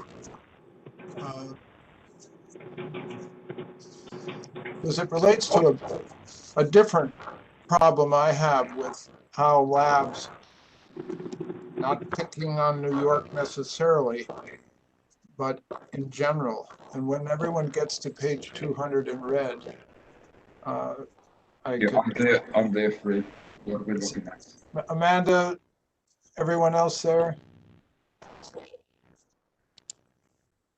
Yes. Mandy? You're muted, Amanda. Jennifer, Catherine?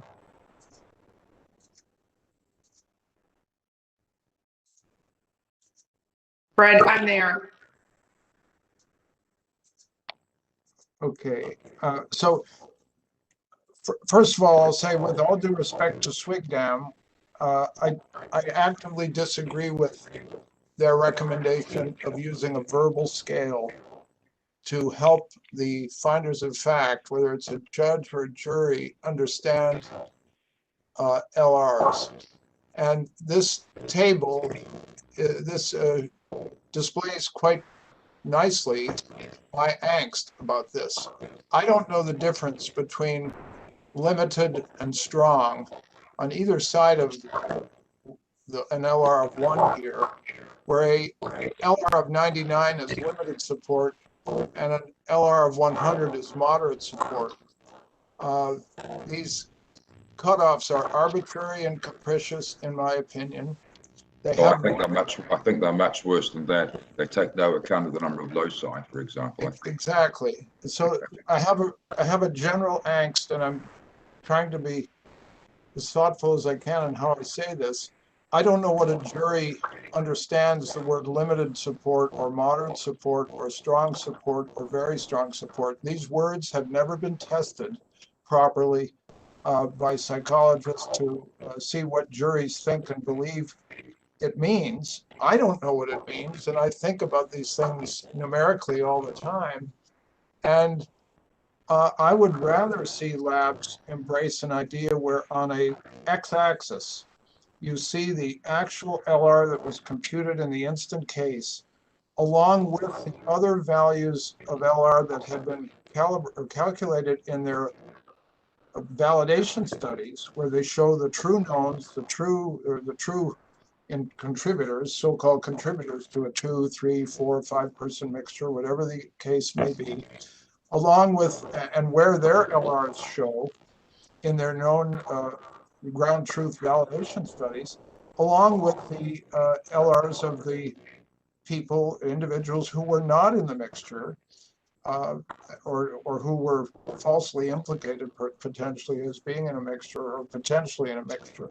And I think that visual display of quantitative data, getting back to our friend Tufte, would be enormously helpful to the forensic community and to the courts. And I don't need to belabor that point, but and I'm not picking on Suffolk County here or any other county in America, but I think it's a problem that has not been adequately addressed by Swigdam or by the labs that unfortunately slavishly follow the Swigdam guidelines.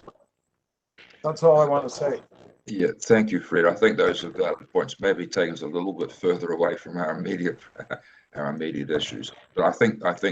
Can I just respond? And you guys are all very, I respect all of you, but this is a bit of sometimes the pragmatic, and the problem is when either scientists put those words into court or lawyers put it into court. And I think at least this is an attempt for Swigdam to work with laboratories and the analysts who have to go into court and explain, and they will always be asked, what does this mean? And they will be asked to put it into language. And so at least SWGDAM has adopted an approach that allows some conversation to put numbers into this language, because if you don't, as an analyst, the lawyer will do it for you. And so I just want to put that out there, and it's a conversation for another day. But pragmatically, sometimes we have to assist our laboratorians, our analysts, when they go into the real world of the courtroom. And I got to stand up for them, because it is not the courtroom that it used to be. And the attorneys are not the attorneys that they used to be, and they will speak for you. And so I think this is just a way for SWGDAM and the labs to get together and at least attempt a look at these verbal scales. So just wanted to throw that out there. Thank you, Jennifer. That's good. That's good. I think that's well taken. However, we have an immediate problem. The commission has asked us to address some questions when the commission was sent those questions. Talk about likelihood ratios moving from exclusionary to inconclusive to inclusionary, and those terms have no meaning. And I'm not sure how we address that. I mean, Fred's point is right on target. Maybe we just duck the issue, but it's unfortunate. Hi, Dr. Weir. Hi, Please. it's Natasha. Like 11:50. In the interest of time, I know you guys have additional questions or concerns. I don't know if you want to discuss that at another meeting.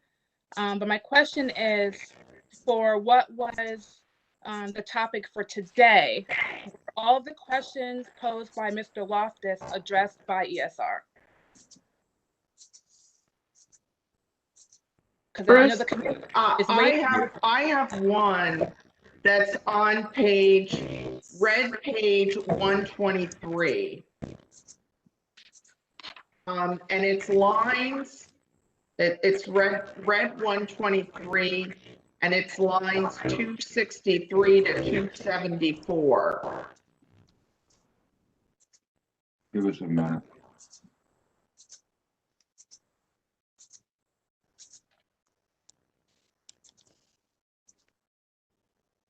What were the line numbers again, sorry? 263 to 274. Yes, we did not get into that. That was another issue. And okay. I don't think we can address that. Certainly Dr. Parkerson didn't. The documents did. I had questions on the responses. I don't think we can address that today. Okay, okay. That was a separate issue. I'm aware, Natasha, thank you for your timeliness warning. I'm not sure. My preference would have been to get a little clarification from ESR on what they're actually doing now in StarMix. I mean, I was a little surprised here that they're giving 3 likelihood ratio, 3 bounds, which is fine.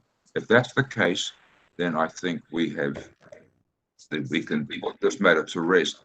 But I do think that we need to move away from the perception that there's something wrong with ESR's lower bounds.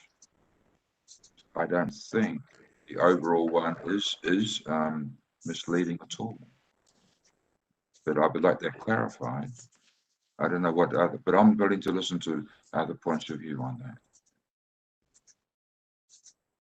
I think it would be nice to know that, but in any case, the lab's responses have been, if anything, overly aggressive, yes. Right? So, yeah, could we answer at least just the question of have the labs responded appropriately, and are we comfortable with? I think on balance they have. I think they've been given a difficult task, that I think they've responded quickly and helpfully.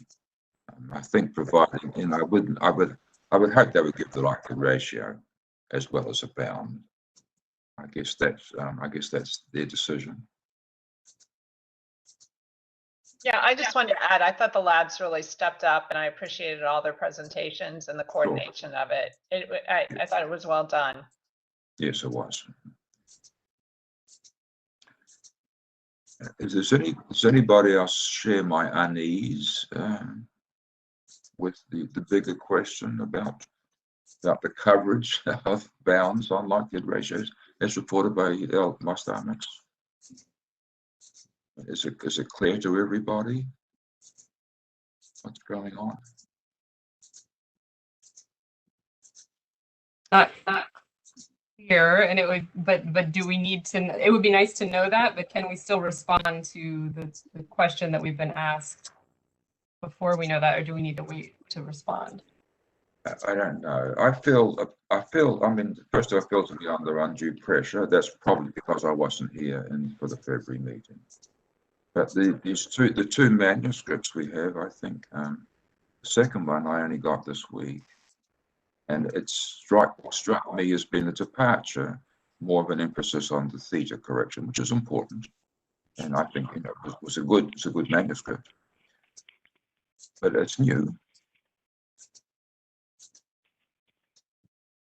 The other uncertainty that I found was a lot of talking about the corrections and the changes in the new version that may be years away in terms of actual implementation.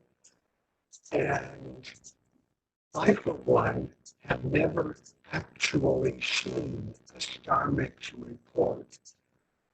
So it's hard for me to know exactly how to correct that lower bound 99%.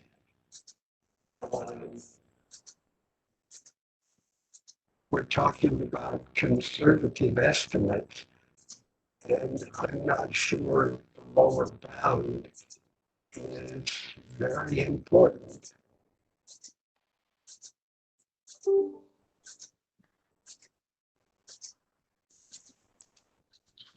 Well, just to get some action, we could I'd entertain a motion, and we could vote on that. I'm a little uneasy. I think the issue was correctly raised by ESR. I think it was probably not as serious as the initial report suggested, but we've heard what they've done. I think there's a remedy. So in that sense, we could be done. But I think there's still. I would like some clarity. I think from ESR, which I think could be done by correspondence with them. I'm not sure how that fits into our public record requirements, however. So if I can interject here for a moment, I think, we've tabled the issue. The commission is looking for a response in terms of, have the questions that Mr. Loftus raised been answered, and are you comfortable with the laboratory's response, particularly as it comes to the technical aspect of their reports and the information that they're giving to the customer, so to speak. So if you would like to take action on that portion of it, the bigger picture of issues with statistical analysis within ESR's program, I'm not sure if that's part of the question that's being proposed, or maybe I'm missing the point on this. So I'm not sure if you would like to have if you would like to make a motion to kind of put the questions to bed that were raised, or continue to discuss it because you need that additional information. I guess is my question. I'm not sure what you would like to proceed with. Maybe they are two separate things. Thank you. That helps. So maybe we could address the narrow issue of whether the Commission's questions have been addressed, and then maybe we could, as a committee, I think we've got some standing, we could ask ESR to prepare some further documentation for the community, clarifying these issues. I don't know. Maybe that's a way around. I'm aware of the Commission's need to act quickly, but I'm also aware of our scientific responsibilities. So I will act as expeditiously as we can up to a point. Absolutely. But I just want to say, if anyone feels that the labs are doing anything in error, or that it's egregious or a threat to public safety, that's obviously a concern. But I feel that the presentations have really done a great job of showing us that's not the issue. So perhaps, the committee would like to consider to move forward with those. Yes. In terms of that issue, exactly what is the question that we should answer? How do we phrase the motion? Shelley, do you have language as to the specific request? Maybe could you pull up the letter from the Commission? What's our charge here? Sure, give me 1 minute to pull that up. But Natasha, your suggestion was kind of a very general motion. Would that encompass? Yeah. Did you get, I don't know, did you get it? Shelley, do you want me to pass the ball to you, or are you just going to read it?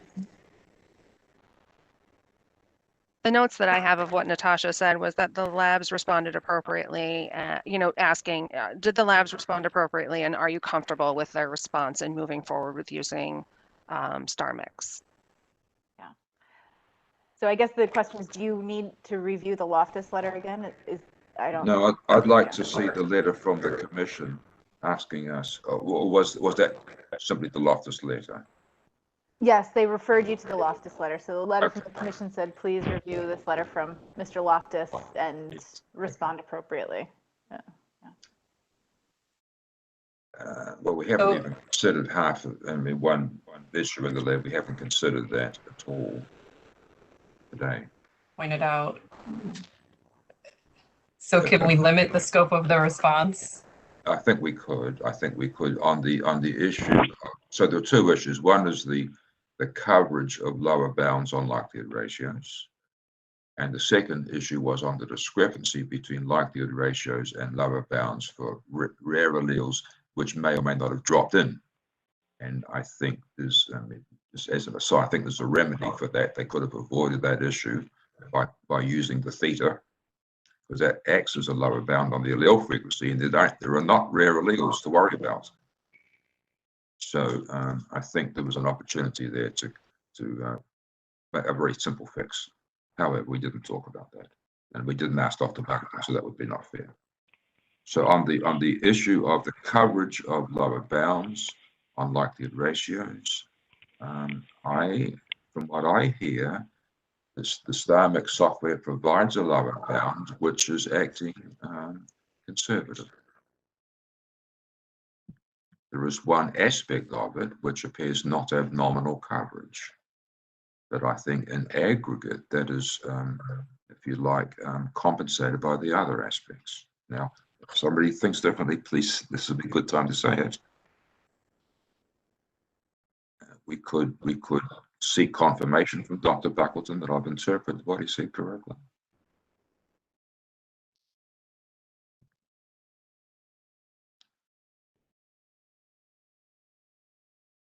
So let me call for a motion on the issue of coverage of lower bounds as reported on likelihood ratios as reported by StarMix. Anybody want to try to do that? Is it true, Mr. Chairman, that neither of these two manuscripts which we just received have been accepted for publication? That is correct, and I got the impression they were not about to be submitted. That might be, or maybe not resubmitted. I don't know. I personally would like more time to study them in detail, and I would favor that we invite Dr. Buckleton back again at the August meeting and deal with all of the issues in the Loftus letter at once and put it to bed then. I think primarily because the second manuscript, I believe, came to the committee on April 22nd. And I think that's the first we've seen. And this is a substantial piece of work. I think it's an important piece of work. So, Fred, would you like to make a motion? Yes, I'd like to make the motion that we defer action on the Loftus letter response until we have had more adequate time to review the two unsubmitted and unpublished and unpeer-reviewed papers that Dr. Buckleton and his team have prepared, and that we Could you just could you be a little more circumspect? Okay. Could you just say refer to the two manuscripts provided? Right. Okay. I'll rephrase the motion. I'd like to offer the motion that we delay action on the Loftus letter until we've had time to review the two manuscripts from Dr. Buckleton's team and invite him back at the August meeting to address any questions that we might have. With the understanding that we would provide some questions before that to him before then. Yes, so we have time to forward additional questions to you and Dr. Dooley. Yes, So it's certainly fair. I mean, Dr. Parkerson was correct to sort of blindside him with questions at the meeting. It's difficult for him to respond. So I think I'd be happy to work with Dr. Dooley in soliciting your questions, if that's allowed. So do I have a second for Dr. Beaver's motion?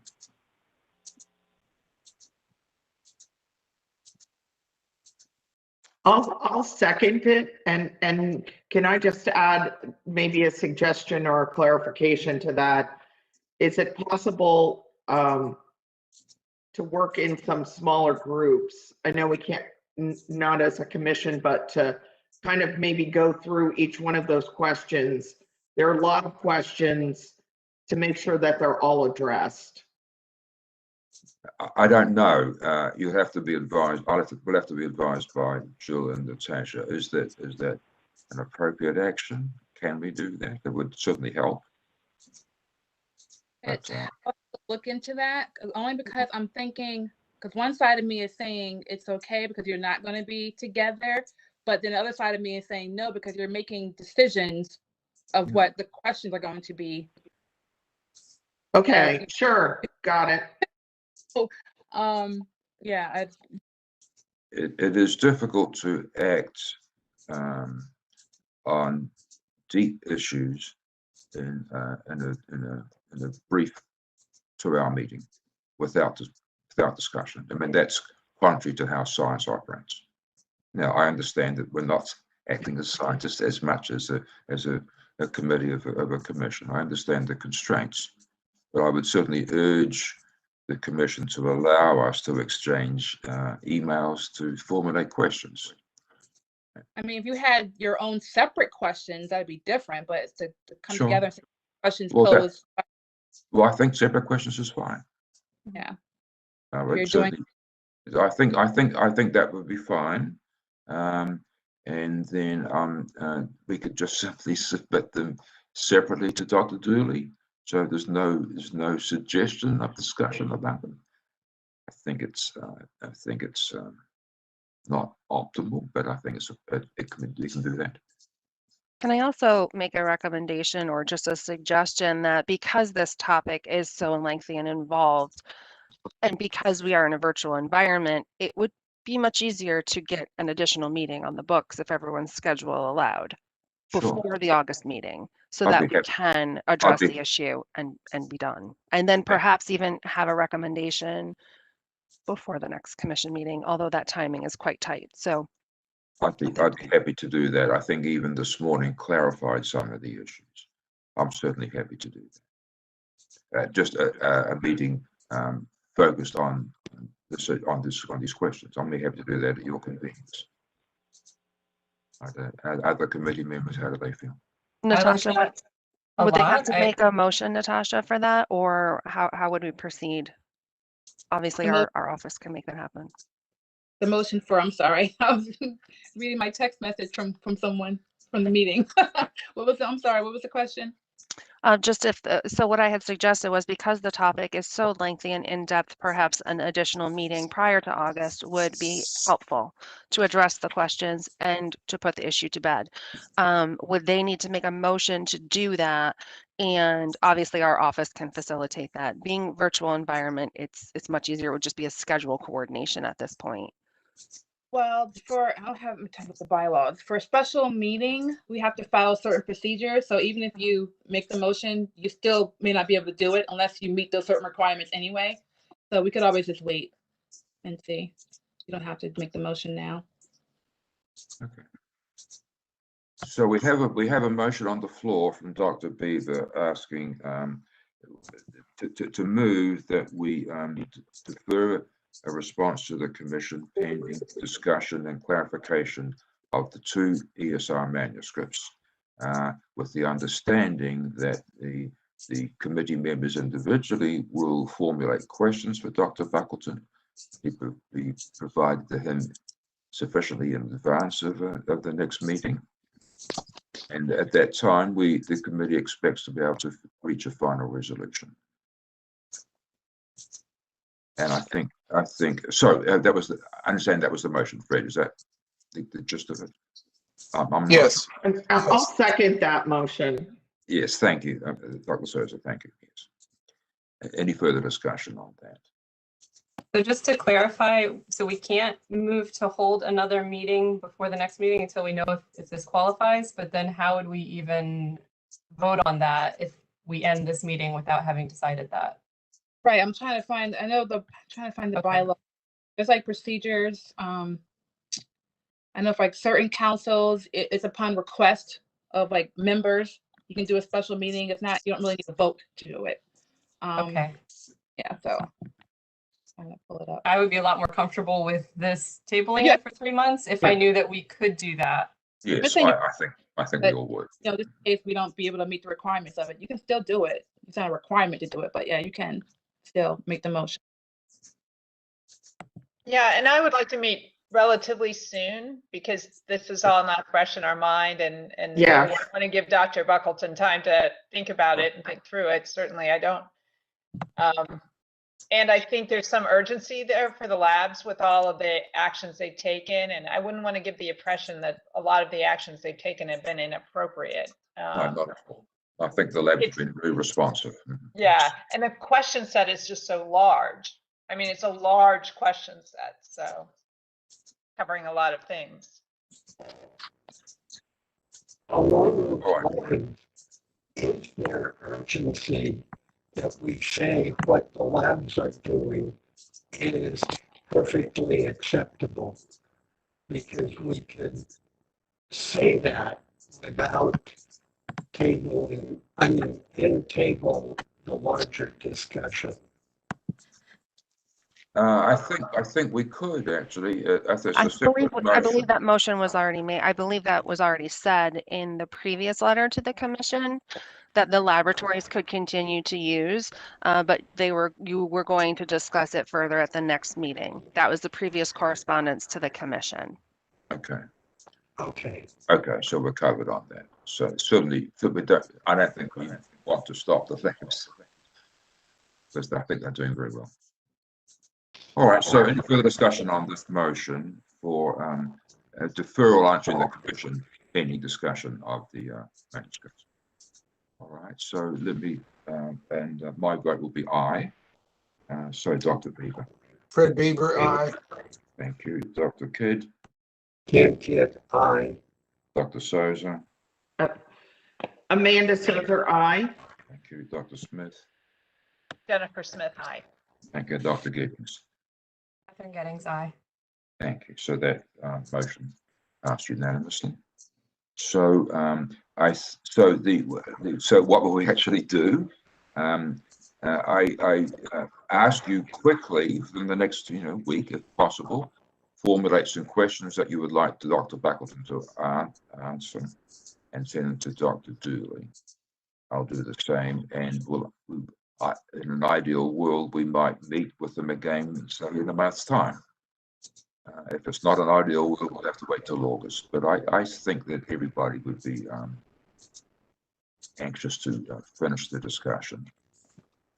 And I think any immediate correspondence to Dr. Parkerson would first of all thank him for his for the materials and the presentations today, and just alert him that there's some further questions coming, and we would hope to schedule a meeting in the near future. I don't want to give him the impression that we're dismissing today, because it was helpful, and I think we're appreciative. All right, I think we can move on. We have a mitochondrial DNA massively parallel sequencing validation. We've got a letter, email.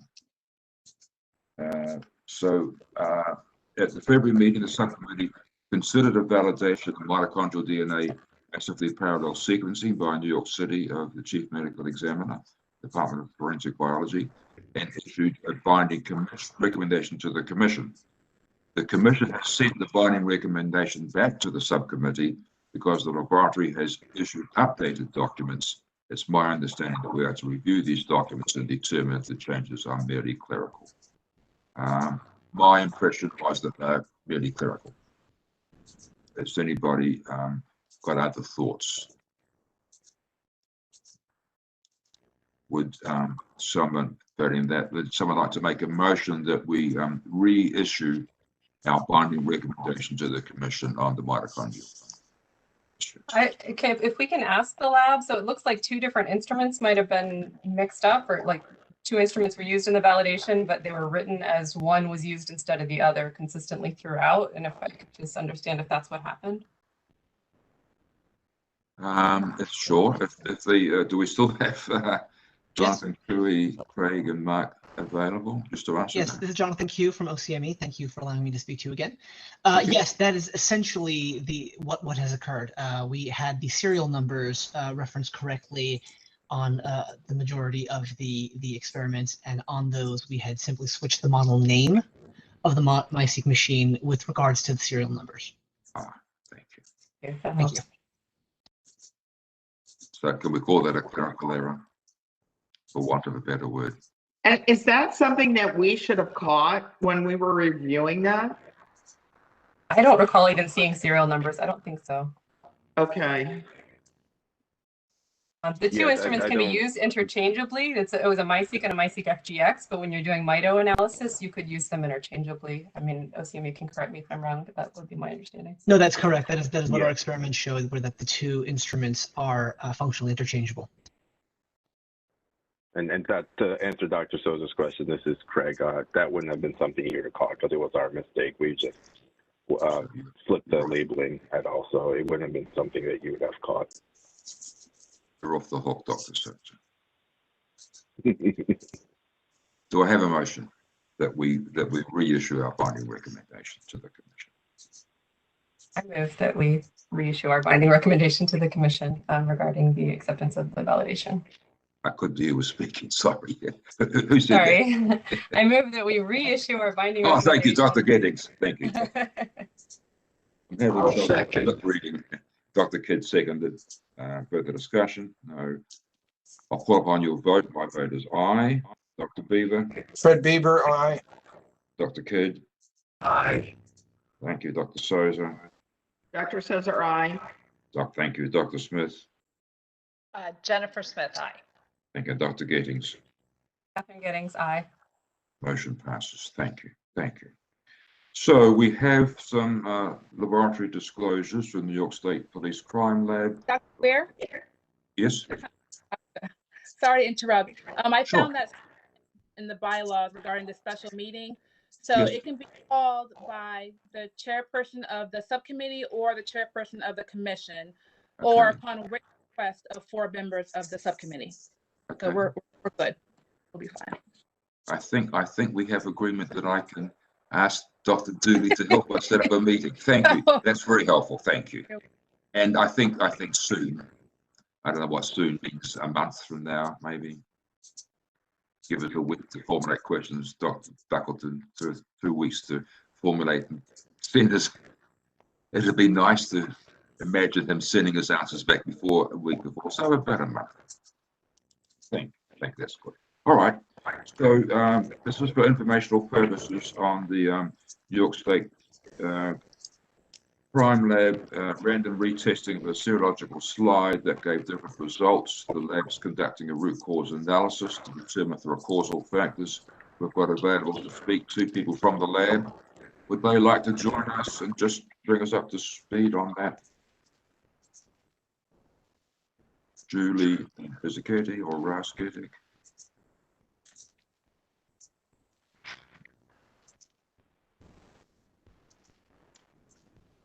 Anyone here? Either of them there. Yes, Russ, we can hear you. Hi. Okay, this is Russ Gettig from the State Police. Yeah, thanks, Russ. Could you just tell us a little bit more about what's going on here? Sure.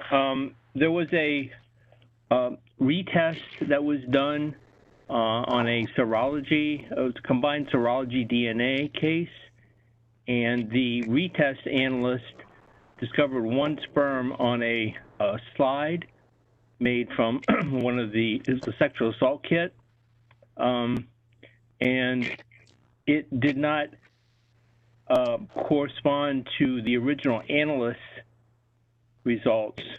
There was one sperm that he identified, the retest analyst, and so we went back and had the original analyst re-examine the slide, and they did then discover that one sperm cell, and it was actually on the edge of the inscribed circle, so it was visible, but we could understand why perhaps one would have been missed. So we then issued an amended report to correct this, and we looked at, I guess, 5 cases that the original analyst had done or was in progress doing. There was a total of about 26 slides, and they were all correct. And this analyst had no previous problems in sperm identification. So we assume it was just that particular slide and that one sperm cell. Now, I might add that this was part of our Y-screen process, and whether or not a sperm was observed is really not the critical decision in moving it forward for DNA. It's a rather amount of DNA that's present if somebody's going to be amplified. So whether a sperm was identified or not would have not made any difference in the how the DNA proceeded. Thank you. So it looks like your procedures are well in place. Appropriate actions are taken. So thank you for that information. Thank you very much. All righty. So Suffolk County Crime Lab has an email chain referring to notification of non-conformance. So Connie Dinkle or Helen Wong, are you available just to bring us up to speed on this?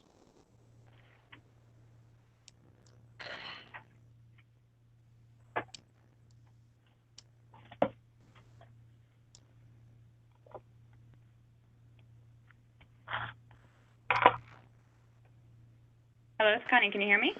Yes, thank you. Yes. Tell us what's going on, please. Good afternoon, everyone.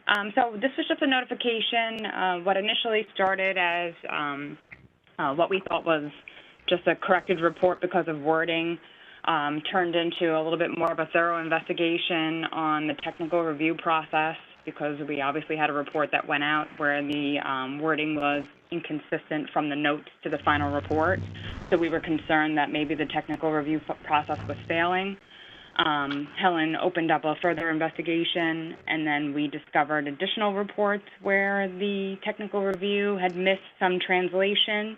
So we opted to elevate this to a level 1. The most important fact of this situation right now is that there were no incorrect inclusions or exclusions reported at this point.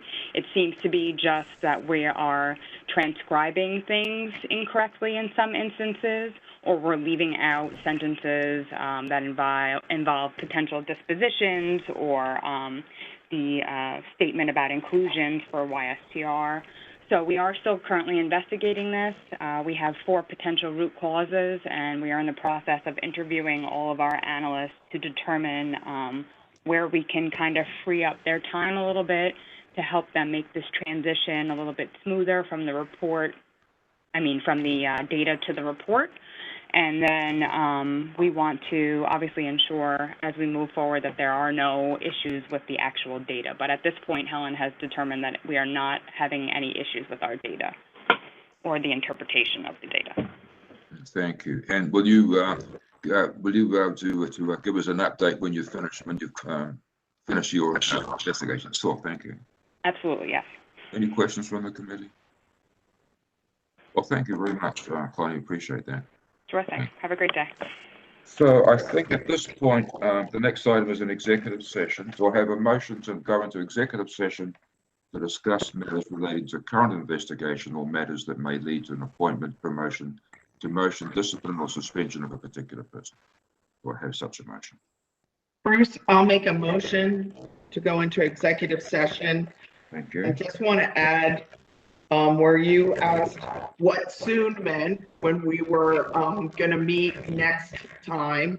I think we would need to revisit Fred's comment about the verbal predicates that are on the reports, including what Dr. Smith had, added as well. I'd like to just add that to a future meeting. Okay, thank you. Yeah, but I think they're important points. Yes. Yes. I make a motion to go into executive session. This is we'll have a second for that motion. I'll second. Ken. Okay, thank you. So I'll call on you to vote on that. My vote is aye. Dr. Beaver.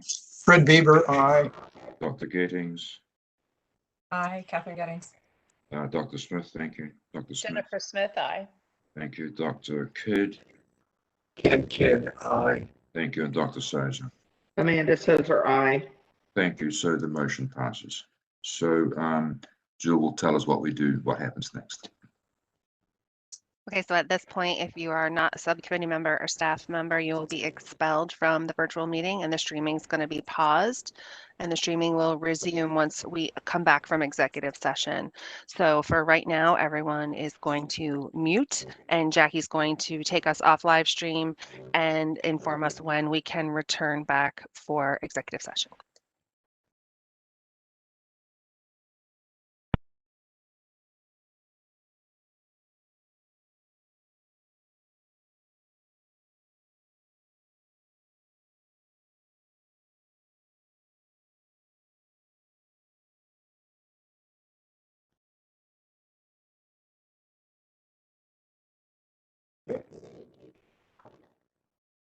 Okay. All right, thank you. So we are back in open session. No action was taken by the committee during the closed session. So before we wrap up, I want to thank the staff as always for their unfailing help. Just a quick check from the committee members. Is there anything else they would like to have raised at this point? Hearing none, so I will entertain a motion to adjourn this meeting and that we will meet again virtually on August the 6th. And hopefully that will be the last time, but who knows? So do I have a motion to adjourn this meeting? So moved. Catherine Gettings. Yeah, Gettings, thank you. Thank you. And my vote on this motion is aye. Dr. Beaver. Fred Beaver, aye. Dr. Kidd. Kidd, aye. Thank you, Dr. Smith. Jennifer Smith, have a happy Mother's Day. Aye. Thank you. Dr. Gettings. Catherine Gettings, aye. And Dr. Souza. Amanda Souza, aye. So the meeting's adjourned.